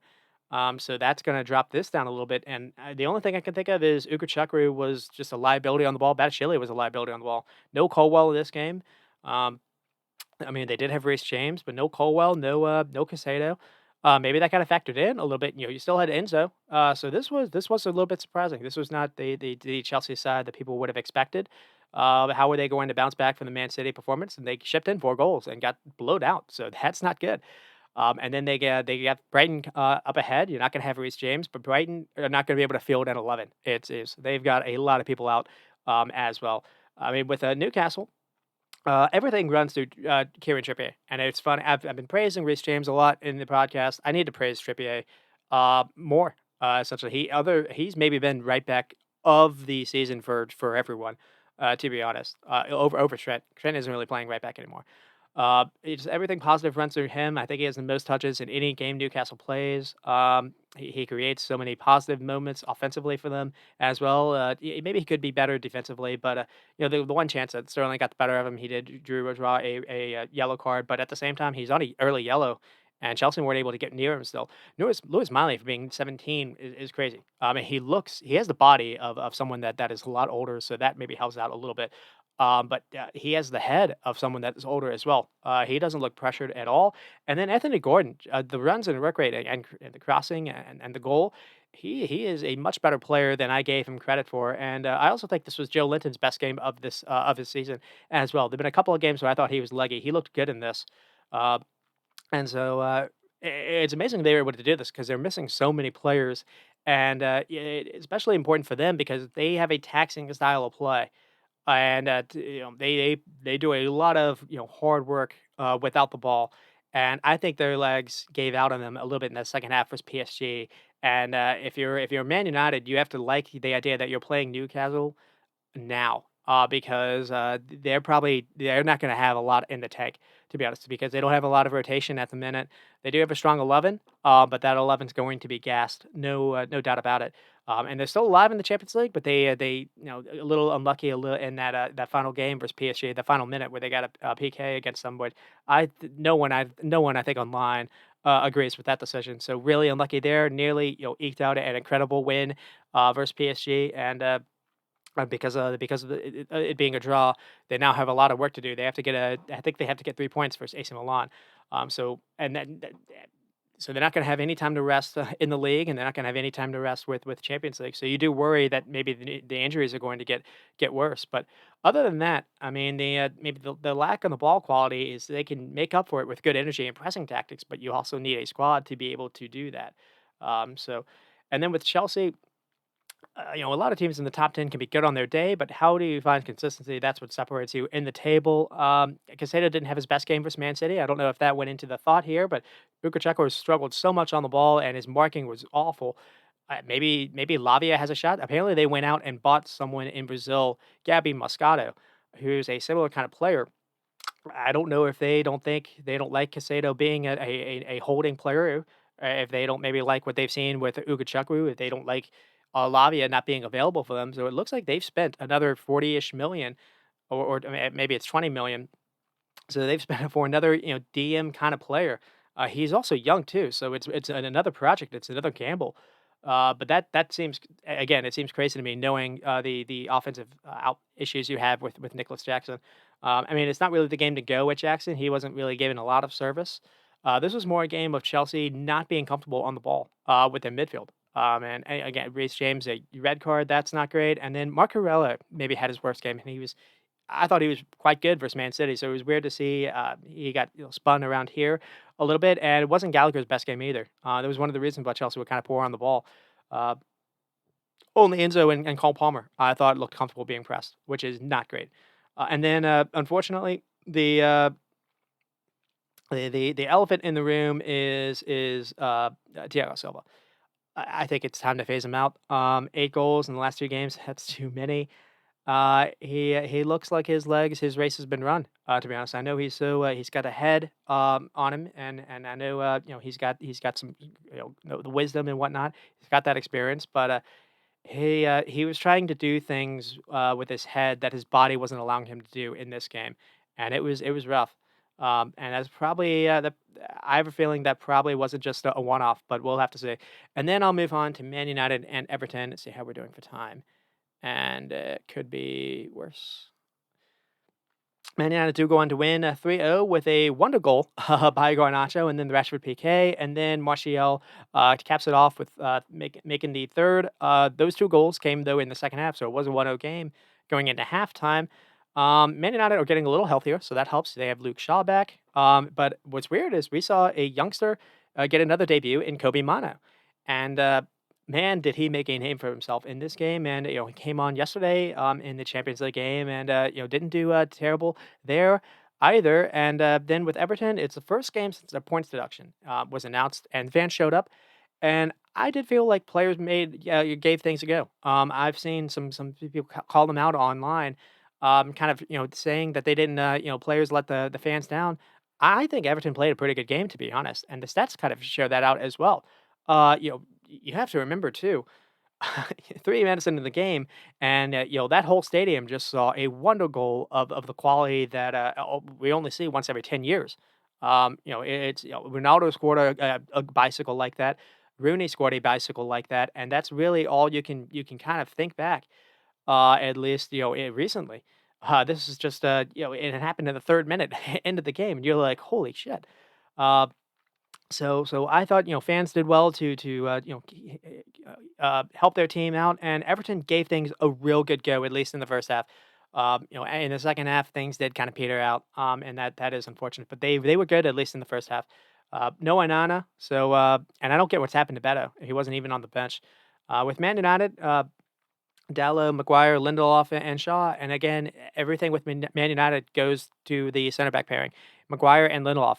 Every game that they are having, they're struggling. They are escaping, in my opinion. This is a 3-0. This is a 3-0 win, and I feel like they got lucky again. They got outplayed again, and it's because of that back line, and it's not going to change, no matter what. So Varane's been healthy in a couple of these games, and he's still on the bench. And when I get to some of these chances, I'm going to call out Maguire's positioning because it's bad. No Haaland was able to go. That's why Martial got his chance. Rashford was played on the right side, and that would made room for Garnacho to play on the left side, and that worked out. So that was a good change for Ten Hag at least. So I mean, it looked like it was going to be an intimidating atmosphere. We saw the pink placards, we saw saying corruption, and then 5 minutes into the game, Garnacho shut them all up. And what's funny enough is I was watching the VCU game that was on TV. They were playing Penn State at like 10:30 in the morning for some reason. The game had just gone to halftime as I turned the channel to like Dallows Cross. So I'm really thankful I saw this live because I screamed when I saw this. It's an unreal bike, a somersault. I'm sure everyone's seen it now. Scissor, acrobatic kick, whatever you want to say. And it's from a fair distance out, and it flies into the net, beating a Pickford dive. I mean, Pickford does try to dive for this, to be fair to him. And this is an iconic goal that probably will be remembered for some time. It's already been hailed as goal of the season by many in the UK press. I find it hard to disagree, and it came so early in the game. I think it just kind of stunned everyone. But that said, Everton from like minute 10 on were the better side. So here we have a chance for Calvert-Lewin. It's one of the few times when he got a look on goal, and it's a free run that isn't picked up at all. He gets the ball in the wing and he cuts towards goal, and he can only hit something right at Onana, so it's pretty easy for him here. But Luke Shaw gets baited trying to press something higher upfield, and Everton quickly play a ball over the top, where Luke Shaw to the spot that Luke Shaw had left, and that's where Calvert-Lewin runs to. And again, it feels like Everton saw that you can get Lindelof and you can get Maguire into some bad situations, and they tried to exploit that. Here in the 30th minute, I have a chance for Garner. It's a corner kick, but it's a free header and it's good contact, but it's right at Onana. And then in the 32nd minute, I have a chance for Calvert-Lewin, and it leads to Kobe Mano basically having a goal line clearance and just a simple long ball from the center back finds Calvert-Lewin in the penalty area. Harry Maguire has an LOL here. The only reason why Calvert-Lewin's able to get this is because Harry Maguire just completely messes up here. Uh, and Calvert-Lewin does well to collect the ball, and he gets a shot off, and it's a good save. This looks like it's going to the corner. So good save by Onana, but then the rebound falls to Dwight McNeil, and McNeil gets good power on the shot. It beats Onana, and it looks like it's going to just kind of bounce in, only for youngster Kobe Mano to be there to to dive and clear this away last second. And then there was a chance for Decore. This is all happening in like 5 minutes, 5 minute stretch. Rashford isn't strong enough on the ball, gets it kicked off by Mikalenko, leading to another Everton chance. And Dallow is completely out of the picture as well. It was a bit poor positioning here. When your fullback is out of position, you have to realize if you're Rashford, you can't lose the ball essentially. Uh, so that leaves Mikalenko gets the ball, and there's literally no one in front of him to obstruct him, to prevent him from crossing it in. It's a free cross, and he's able to pick out Decore into the box, and he's able to collect it. He gets a shot away, and he just misses getting this curler right. And so I thought Man United were being outplayed. I was amazed that I didn't hear that being said on the NBC studio. They were like, Man United look good, and Everton are struggling, and I was like, I don't necessarily know about that. Um, and here, so it did feel like there was maybe a real game in the balance, and I think if anything, they finally get the reprieve they needed, and I think it's more unlucky than anything else. Martial gets the ball just played by Bruno Fernandes in the box, and he takes a quick touch to go around Ashley Young, and then Ashley Young has a little nibble, and that's when breaks Martial down, and then Bruno gave the PK to Rashford. So they needed that to get that 2-goal cushion, and then there was still a chance though. Idrissa Gueye forced a good Onana save, so Everton still in moments. This is Idrissa Gueye gets the ball and has a nice pop top of the box. It fizzes it in and forces again to get Onana glove save, and then what kills the game off is the Martial goal.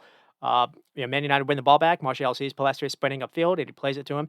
And then from there, Palestri does well to draw the defender onto him. He keeps his head up. He plays Bruno the ball. Then Bruno quickly fires in a pass to Martial. He has a really good first touch, and then to collect the ball, and then has a nice little cheek finish to beat Pickford, killing the game. Um, this was different. I guess I can say that basically that is what Man United are. I always hear, "Are Man United back?" Man United only 6 points off the top of the table. I thought I was hearing crazy pills, taking crazy pills, hearing that Everton had 24 shots and 6 on target. Man United 9 shots and 4 on target. You have to remember that they got the goal in the 3rd minute.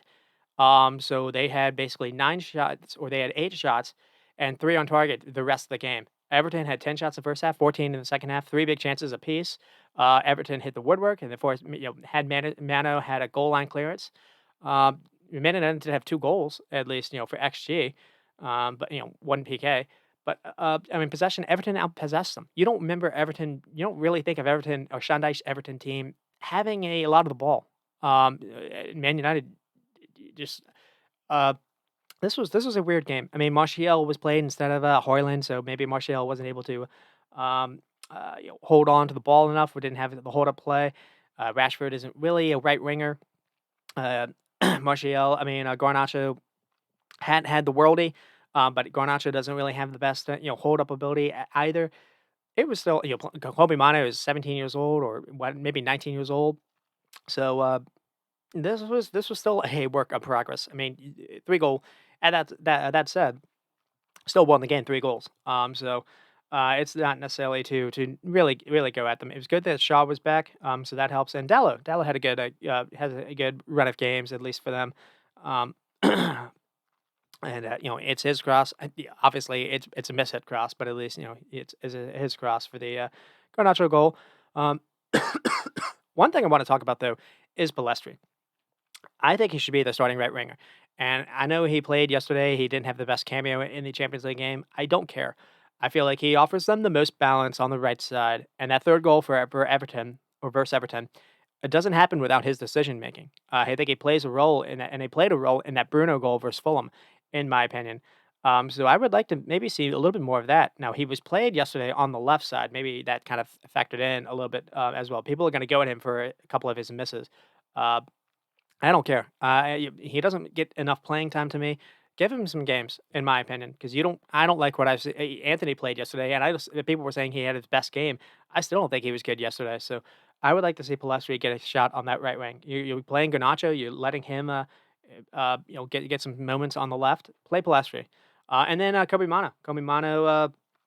Sometimes you can just see a player and see that they're ready for this, and just the way he was collecting the ball, and just orchestrating the middle of the field was good.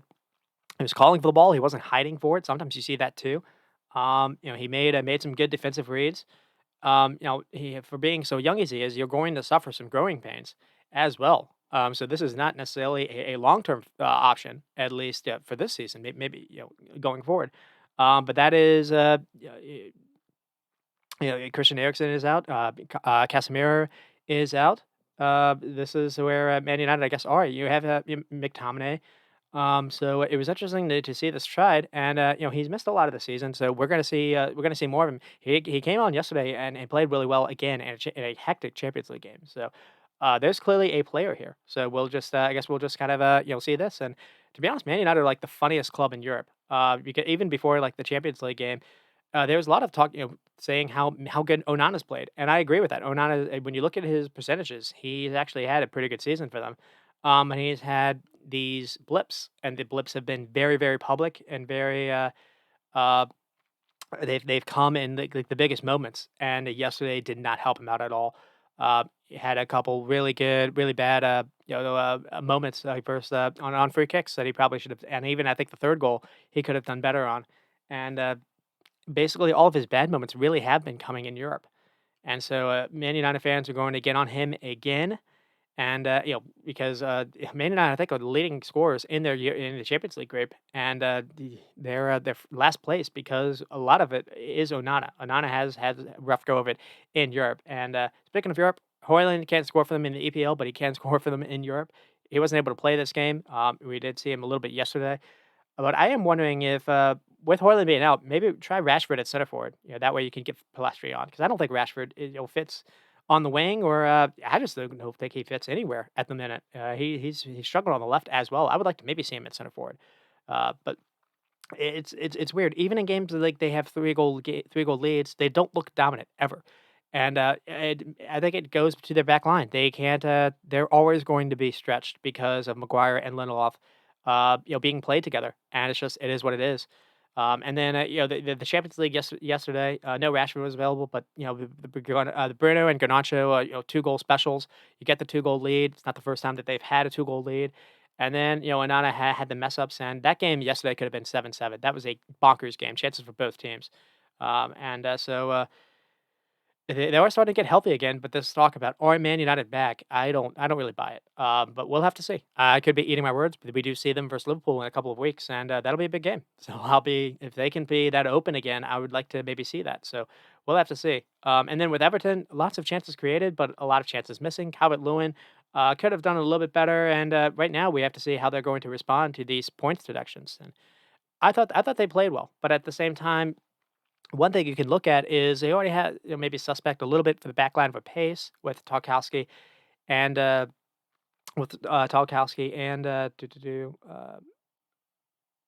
not Katakuri.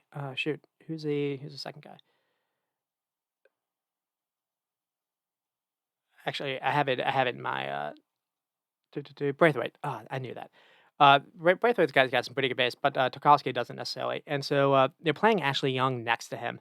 And, Patterson maybe has a little bit better pace. Maybe that could be the idea. I do know they have Seamus Coleman back. Coleman probably doesn't have better pace either, but I think he's probably a better right back at the moment. Ashley Young didn't have a good game in this one. That was maybe the one kind of negative you could say. But I mean, Coleman also is coming back from a leg break. You don't necessarily know how he's going to be able to respond to that, but maybe we'll probably see him soon because he was on the bench. And then I'll get on to Saturday upsets, and a game I wasn't expecting at all because Nottingham Forest and Brighton. This normally isn't when Nottingham Forest play on TV, at least on the USA. It's not the most exciting game. Here, though, we have a 5 goal thriller, and really, a lot of the action happened in the second half because of what the ref decided to do. Anthony Taylor, played in this ref this game, and once again, he was more of the main feature than necessarily the side piece. And when you're a ref, that's not normally a good thing, and it's also not good that people recognize who you are. And he had a weird go of it in the second half, and he played a role basically in why this was as chaotic as it was. But he started off with Anthony Elanga. Anthony Elanga got a early goal to give Forest a 1 goal lead, and then Brighton basically turned on the switch after that with Ferguson, and then Pedro, and then Pedro with a PK, and then Gibbs White with a PK, and both of these PKs I thought were soft. So I understand how both equal each other out. I agree with that. But after the Gibbs White PK, Lewis Dunk decided to get into an argument with the ref, and that argument sent him off. Basically, Anthony Taylor, one warning, and then he kept going, and then got the second yellow just immediately after that, and that is a big loss because Lewis Dunk is basically the heart and soul of that back line. They've struggled when he hasn't been able to play, and they're not going to have him for Chelsea. Adam Webster wasn't able to go in this game. The injuries have really started to affect Brighton. Adam Webster wasn't able to go. Hugo Julio is apparently out for injury, suffering something on international duty. So you have Van Hecke, and then who? We'll have to see how that works out. Uh, they had Lamptey back in this game, and they only had him for a couple of. They only had him for a half, and then it looks like Fadi ended up getting having to be subbed off. So Yel Pedro didn't even start this game, but he came on and he was good. So at least there was a positive there. We saw Billy Gilmore and Pascal Gross tried together in midfield.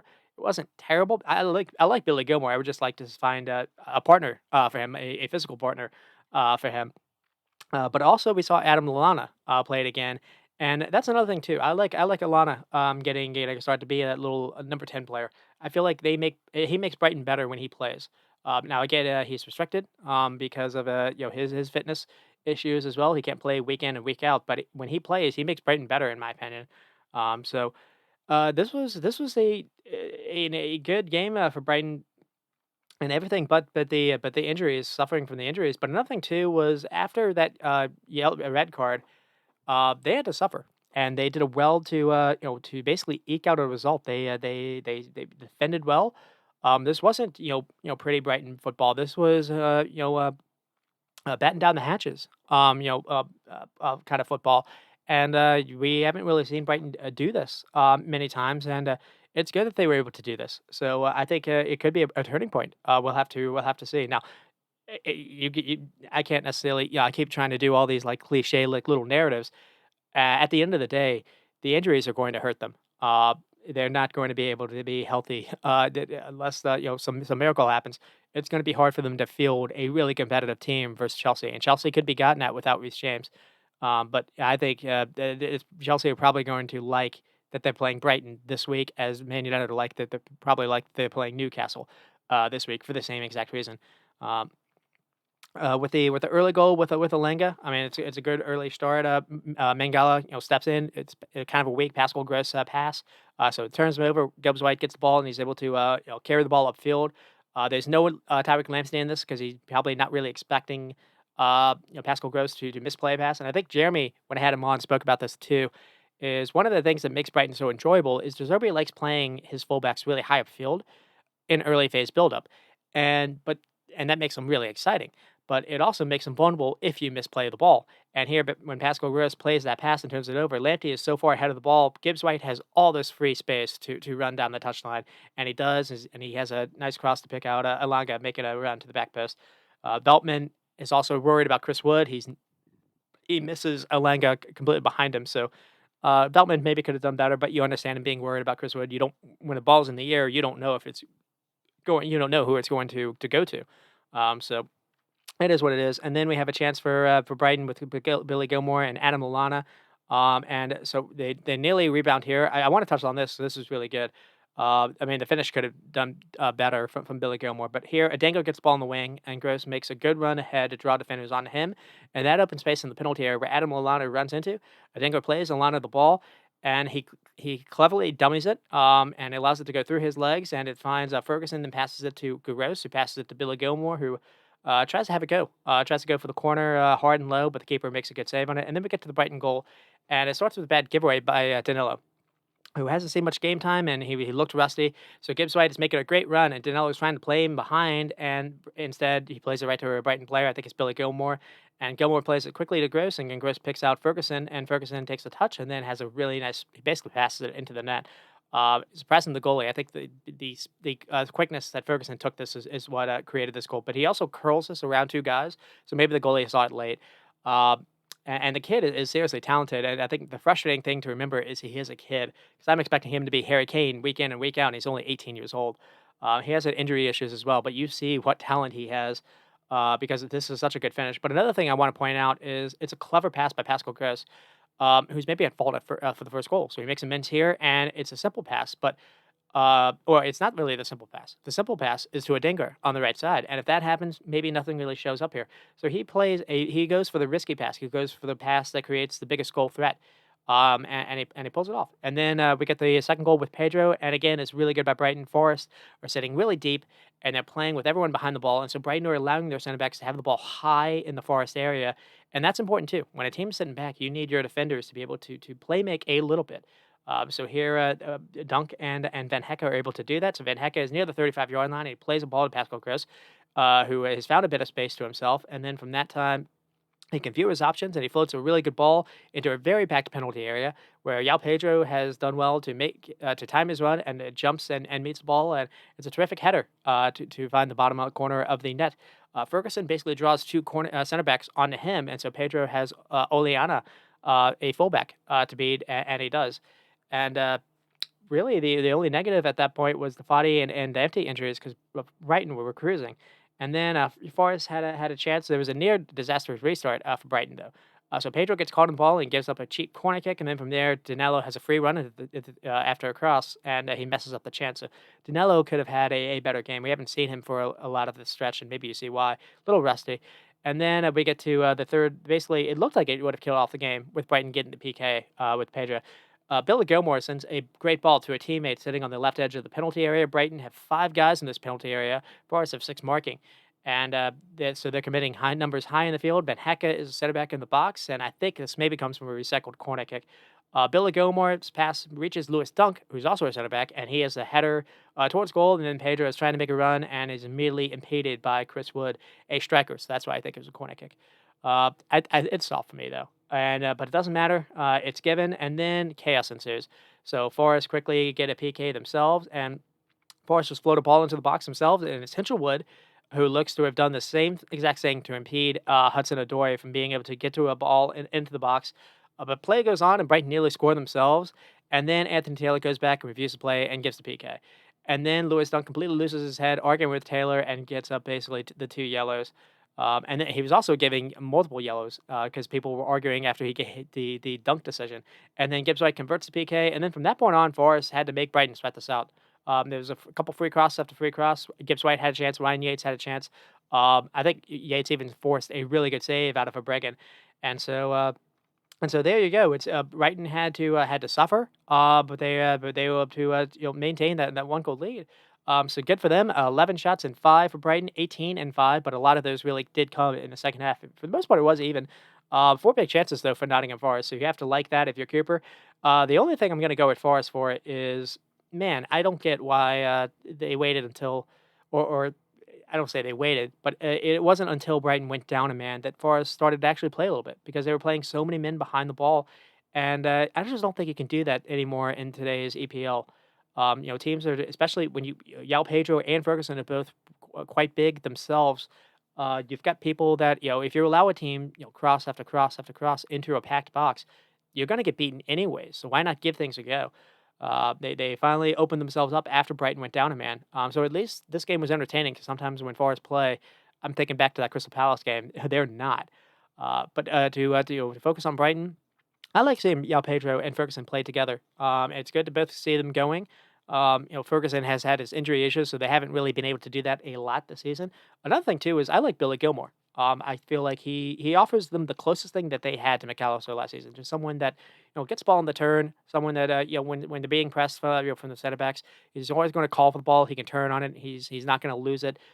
He's also really good at he does not just pass it sideways or backwards. He's going to find a clever ball, 8-yard ball forward to someone's feet to get the attack going. He's just really good at doing that time and time again. And Lallana's really good at doing that too. Lallana's really good at linking play.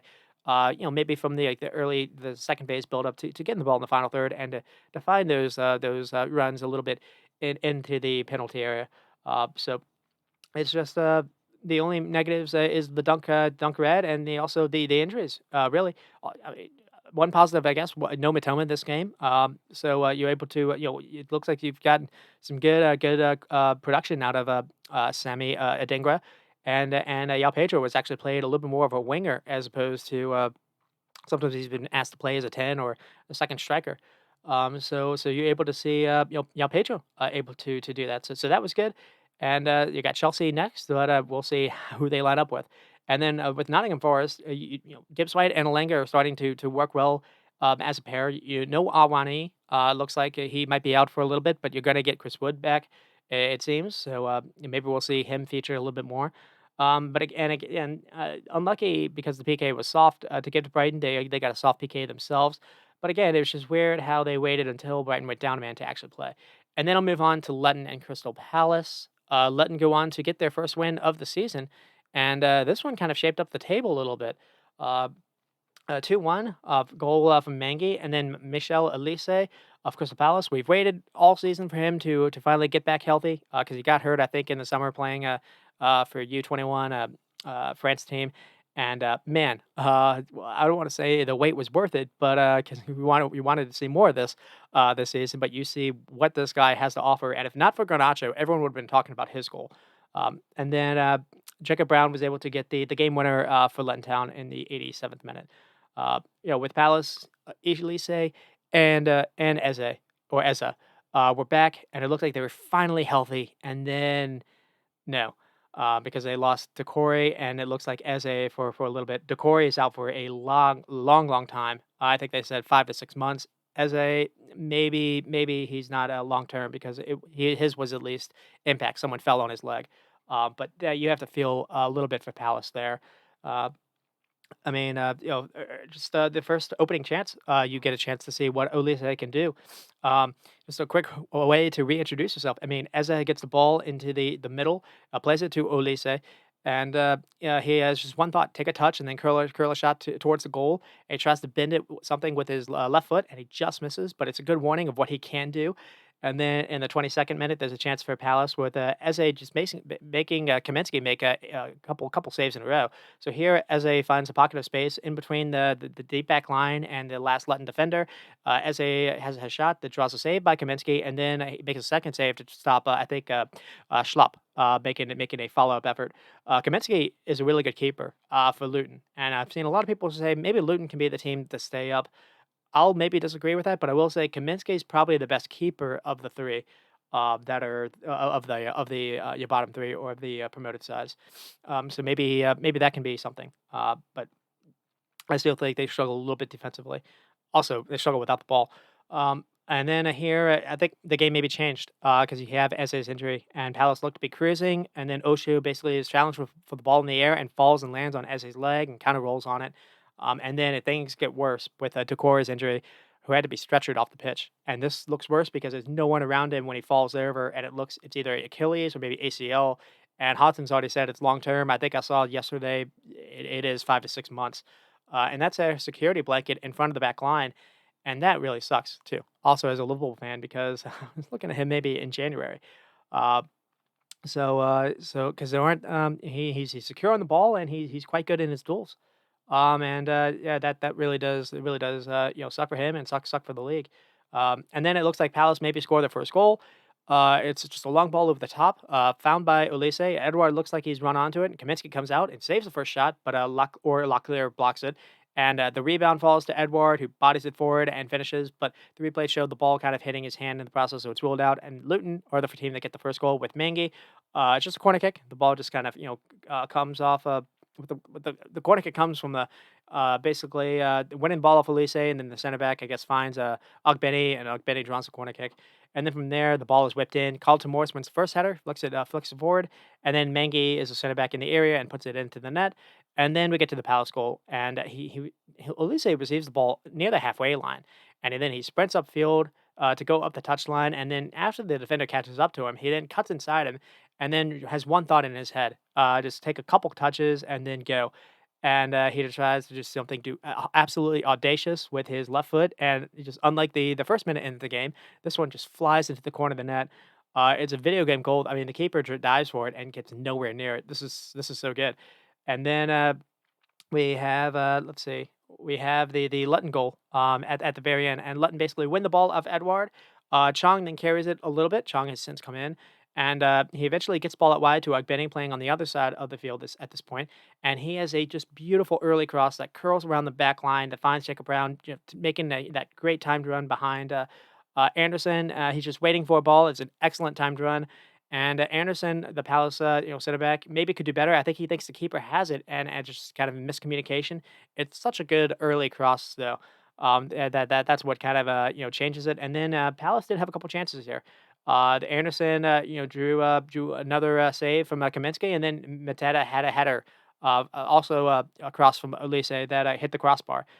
So there were definitely moments to win this game. Um, for Palace, or at least to get a draw. I mean, 16 shots and 8 on target. Luton only 8 and 3. But defend crosses is how you beat Luton, and Palace weren't able to do it. And Kaminsky also had to make 7 saves himself. I mean, Luton had 249 passes, 74%. Crystal Palace was 427, 79%. Majority of the ball for Crystal Palace, and again, I feel like had they had as a Annalise for the second half. They probably would have won this game because Luton was sitting really deep behind the ball. They were just waiting for some kind of mistake, and Palace just weren't able to necessarily suffer, though they were able to make Kaminsky make a number of saves. So with Luton, I mean, hey, you get the win. First one on the belt. For the most part, they have been competitive. I can't say that. So I can credit them for that. And I might be a little salty because they were able to draw some points off Liverpool in a game I also thought Kaminsky was really really good in. To be honest, so there might be some of that. I still think if there is a team that I would look at from the first three to stay up, I do think Company is closer, at least as far as uh, what they have in midfield, what they have as far as attacking options. Yeah, they are struggling a little bit at the back. At least Luton with Locklear seems to actually have a center back that is EPL quality, and Luton are really good at crossing the ball. I think for open play crosses. I think they're even number one in the league. Now they do have a lot of them, but at least for converting them, I think they're number one. They at least top three for crossing conversion. I think I saw what's the stat. So there's some of that. And they do have some good size to him, and Morris has goals in him as well. So I just feel like they could be a little bit better, on the ball. Ross Barkley coming in, Townsend coming in, I think gives them a little bit better quality. So I don't know. Well, Luton will be a team that we just have to maybe grow with. We'll have to, and it's only the first third of the season. Um, Maybe they're just kind of getting used to the league as well. And then with Crystal Palace. Everything I've already really said. I mean, Mateta did hit the crossbar. Anderson just can't let that early cross go unchallenged, and it's going to be unfortunate to see how much they suffer with losing as and Decore. But at least they have Olise back, and so we'll see how they do with him.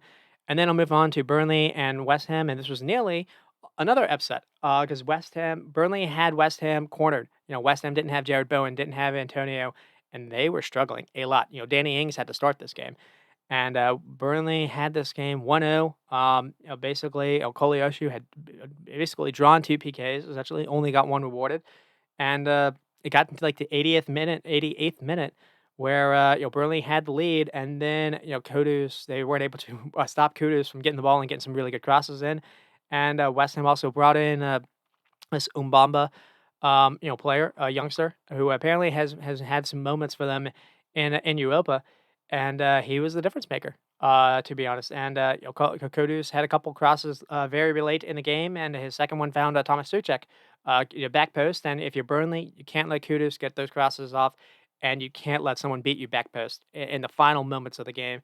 And it's just those kind of margins matter. Maybe they didn't matter in the championship, but they're mattering in this league, and that really did suck because for the most part, I thought they were the better team. Sandberger and Brownhill was a pretty good midfield pairing, in my opinion. Koleoshu looked like he was having fun with Sufal. Um, Jay Rodriguez, I thought played well for Burnley as well. I mean, no Odegaard, no Odegaard, no Tressar, no Foster. But for the most part, they looked quite good. And the only issue you can go at is Ken O'Shea and Jordan Bear and Charlie Taylor. Are they good enough at least at the back? You worry a lot about that.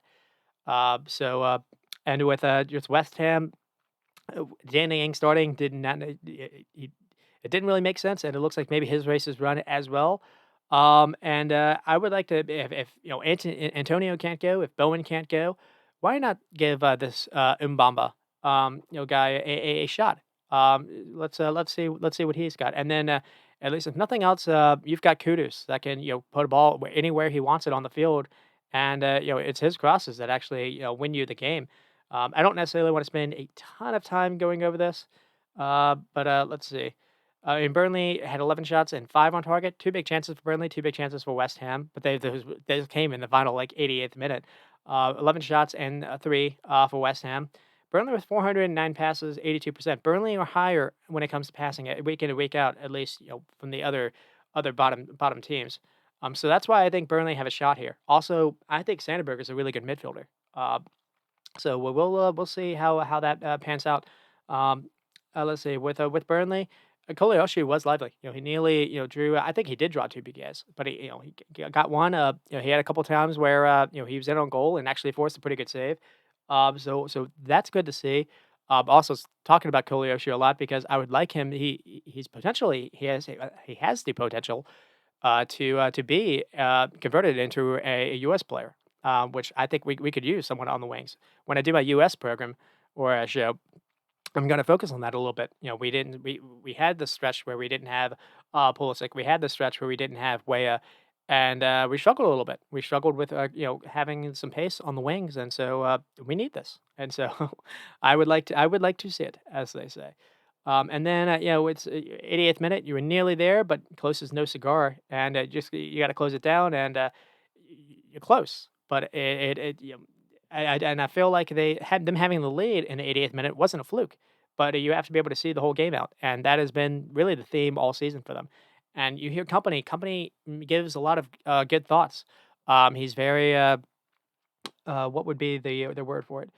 I want to say outspoken. Truthful, I guess.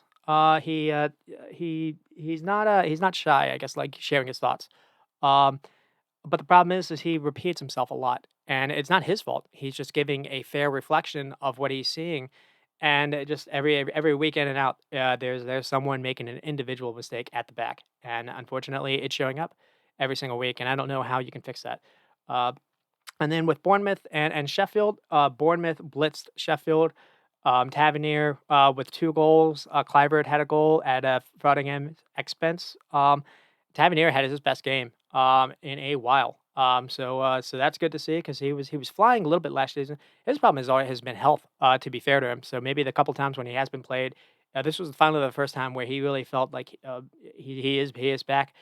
So we could see that, and that'll help Solanke. Solanke didn't necessarily get a goal, but he had some good runs, and I think another thing that's really helped Bournemouth in this little stretch here is Semenyo's been played again, and that's Semenyo, Tavernier, Solanke, and now Clivert. I guess quadruple is working quite well. Another thing you can say about Bournemouth is I like what I'm seeing from Christie and Cook. That midfield is getting a little bit better. I was worried about them when they lost uh, that Alex. They lost that Alex, that midfielder, Alex, because they had him, or they missed him for a lot of the stretch of the season, and then they finally get him back, and he got injured versus Man versus Man City, and I was worried a little bit about that, but they found something a little bit with Ryan Kistry and Lewis Cook, Alex Scott. Yeah, there we go. So and no Tyler Adams at least for the foreseeable future. But finally being able to get that midfield sorted out because they were able to win the ball back. But they're also able to have some clever touches and be able to find those attackers in that space. And I was worried a little bit about Bournemouth a couple of weeks ago, and Areola has fixed things up a little bit because they seem like they're nowhere near where they were just a couple of weeks ago, and that also, at least, as long as they can, suffer or not suffer from any other injury issues, at least squad depth. They seem like they have, or squad talent. It seems like they have more than enough than other teams. So that would be another reason why I think Areola was maybe getting a little bit more pressure than maybe he should have. I was even someone thinking I could see him being the first one to go. Because you look at the roster and you see all that attacking talent. I mean, I haven't even said Watatara's name because he hasn't been able to go for them this season, or Sinistera. They have Sinistera on the bench, and he hasn't really he's been flying for them actually on the bench, but he hasn't really gotten going as far as, goals go. So I mean, there's a lot of attacking talent on this team, and it's just how can you surround it? How can you defend with it? And how can you can you find that midfield to have that supply to win the ball back, to be secure, but also find some feet. And they're doing this without Philip Billing as well. So this is quite impressive from Bournemouth. And with Sheffield, Sheffield are an absolute mess. And speaking of who should probably be the first manager to go, it's not maybe all of the manager's fault, Paul Higginbottom's fault. But at the same time, this is a game where you understand why Newcastle were able to score 8 goals in them because there was space everywhere for Bournemouth to attack in. There's one stretch where it might have even been for the third or the second Tavernier goal, where it's just someone gets the ball and he's got no one around him, and then there's a pass to someone else and there's no one around him, and then the cross comes in and Tavernier beats someone to the near post. There's too much space there, and you don't really understand what Sheffield are trying to do. Another thing that's happening is Sheffield at least in this game, we're getting bodied off the ball way too easily. So they don't look it physically. They don't really see what they're trying to do as far as tactics go. And in this game, they started it without Ollie McBurnley, and then they brought him back on. Cam Marshall has some wonder goals in him that we've seen, but he's not really a hold up player. He needs maybe someone to play off with. And they weren't able to start McBurnley. Maybe he was dealing with some injury issues, but he was able to come on in the second half and had a goal at the very end. But I think McBurnley needs to play for them. So that I guess is what I can say about that. And then what sucks too for Sheffield is Foderingham made 8 saves. This game could have been a lot more ugly than it was, and you just see the good and the bad with him. I remember being really. I thought I was impressed with him in that Man City game. He made a number of really good saves in that game as well. But here, he made a really bad howler, and the howler kind of killed the game off. It was only 1-0 going into halftime, and you're like, Sheffield maybe is still in this a little bit, and the howler really did kill the game off once it was 2-0, because that allowed Sheffield to basically move from their blocks because they were trying to play really. They were just defending so deep, playing with everyone about the ball, and at the same time, Bournemouth was still able to turn them over and to create transition moments on them. So that is kind of a problem for Sheffield. And you look at how the teams are playing. Sheffield is the worst team, not just in the table, just how they're playing. At least player quality as well. It's fortunate too because we have an American on that team, Austin Trusty. It's at least he's getting a lot of experience, but it's probably not the best experience because his team's getting battered. And then we'll move on to Wolves and Fulham, and this was a fun game as well. I think another 5-game thriller with William having 2 PKs.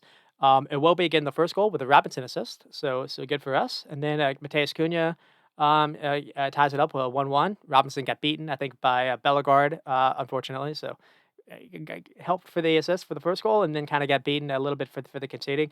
And then William PK, and then Wang PK. Wang beat Tim Ream, unfortunately. So Tim Ream was responsible for that PK, so not great there. And then William got a PK at the very end. Wolves are just kind of a little bit a victim of their own doing, but also unfortunate, to be honest. Not just it's another chance when they have a chance to clear the ball and they're trying to be too cute on it, and basically that's responsible for both PKs. Instead of just clearing it, they're trying to take a touch and trying to be cute, and they're losing the ball in the penalty area, and that happened versus Newcastle. That happened versus Sheffield, and it happened in this game for I think both of their PKs.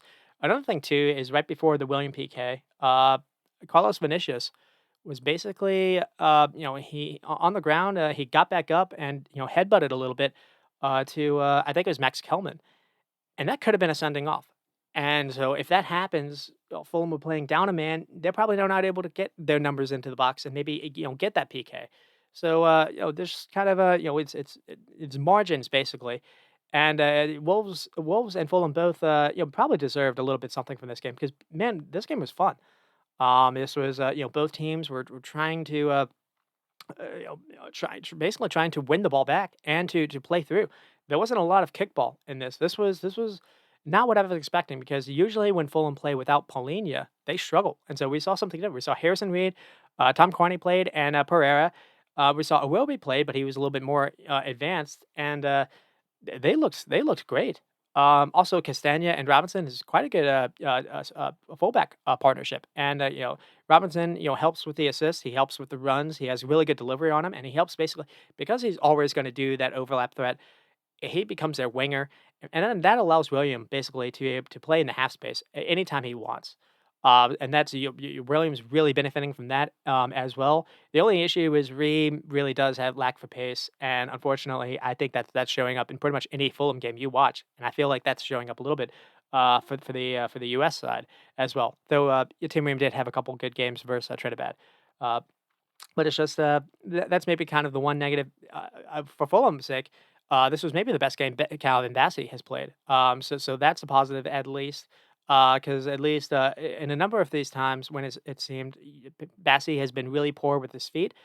At least in this game, he was a little bit better. I think he's playing on a side that he would prefer to play. He would prefer to play on the left side. I think he's a left-footed player playing on the right side. So he's struggling a little bit with that. But maybe yeah, a couple of games here and there, he's able to get used to that. The only negative for Fulham is Jimenez is still struggling. So that's unfortunate. And then with Wolves, they were good, and the only concern here is they lost Ait Nori. And then so they had to move who was it? Matt Doherty had to come on for Ait Nori, and really Bellegarde, Gomez, Yao Gomez, and Lamina are usually a quite a good midfield three. We saw them dominate Spurs, and here Harrison Reed, Carney, actually, and Iwobi kind of got the better of them in a way I wasn't really expecting. And then Bellegarde had to come off, and then Yao Gomez and Mario Lamina I think picked up yellows. That's going to basically take them out of the game versus Arsenal on the weekend. So that's good for Arsenal fans, I guess you can say. And then Craig Dawson was suspended for this game, so they were able to get him back at least for Arsenal. But this game was I'm not necessarily going to go over the highlights, but this game was fun. Only 10 shots for Wolves, but 6 on target. Fulham with 12 shots and 6 on target. But it felt like it could have been a lot more. This game was very end to end in a way. Again, I wasn't really experienced or expecting. Fulham 2.9 xG. They did have the 2 PKs. Wolves with 1.3 xG. And again, that Carney, Iwobi, and Reed midfield wasn't bad. Fulham was 60% of the ball and 539 passing, 84%. And Wolves have been a good team at, again, making teams uncomfortable with that midfield three. Getting teams to turn them over, creating those transition moments, and Fulham were good at keeping the ball. So I don't know. Is that just a one-off?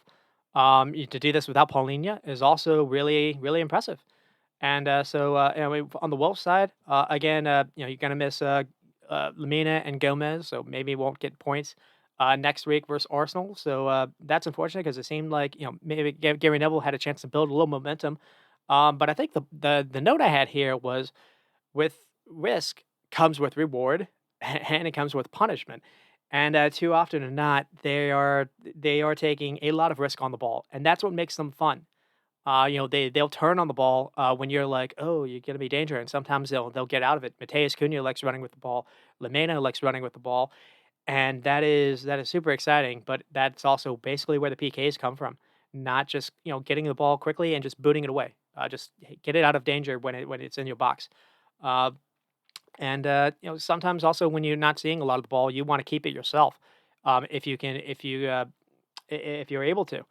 And unfortunately, just yeah, it's bit them. It bit them twice this game, and it cost them versus Newcastle, and it cost them versus Sheffield. Both times, but in the Newcastle and Sheffield game, it came from corner kicks, and they weren't able to clear the corner kick. Also unlucky too, because I didn't really think those were fouls. So just really really unfortunate. The only thing I guess I could say here is I was surprised to see Sarabia not come on after we saw what he did versus Spurs. We saw that really tall striker come on, and I didn't really think he was that impactful. So that was maybe the only kind of surprise. Normally, you see Gary Neal make the right decisions to change games, to win games, win some points, and I felt like maybe could have done better to with a different option. Um, and then with Fulham, I want to talk about Tom Carney because spectacular. Every thought he had seemed afforded forward thinking on the ball. He first won the ball off Lamena and then helped draw the PK for the second goal. 90% accuracy and 8 for 12 ground duels. And then Iwobi, ever since he's come back to the team over like someone like Sasa Lukic, I think Fulham have been better in possession and better just keeping the ball versus press. And then William to clutch PKs and just all around. It's amazing he's able to still do this. He still looks fast. He still has his legs. And then for Anthony Robinson, you can go to him a little bit for giving up the conceding goal that Cunha scored because Bellegarde basically beat him 1-for-1 twice. But so much of their attacking play goes through him and his runs and his delivery in the box, and so that's good to see. And then Castagna had a couple really nice recovery runs to stop Wolves having a chance to score as well. And then the only negative you can say is Tim Ream and Vinicius. Vinicius could have gotten sent off, and I was shocked that it didn't. The announcer was shocked it didn't happen in real time. I was too, and so. I did think the game was maybe more about Fulham than necessarily Wolves, but because they played a Monday night game versus Chelsea a few weeks back, they didn't look like this, and they have Liverpool on the weekend, so we'll see what they do on the weekend, and then that'll be it. That is our show. I tried to I kind of sped it up a little bit towards the end because I always kind of do go long. But I want to thank you for joining in. It's been a while, so I'll be back just regular time. I'll try to do it Wednesday. Try to be quicker on it. Thanksgiving weekend, everything was going on. Football too. So maybe a little more better of a normal schedule, and I'll try to do a USA show. I'll try to get that out. But until that said, you stay squatty and stop recording.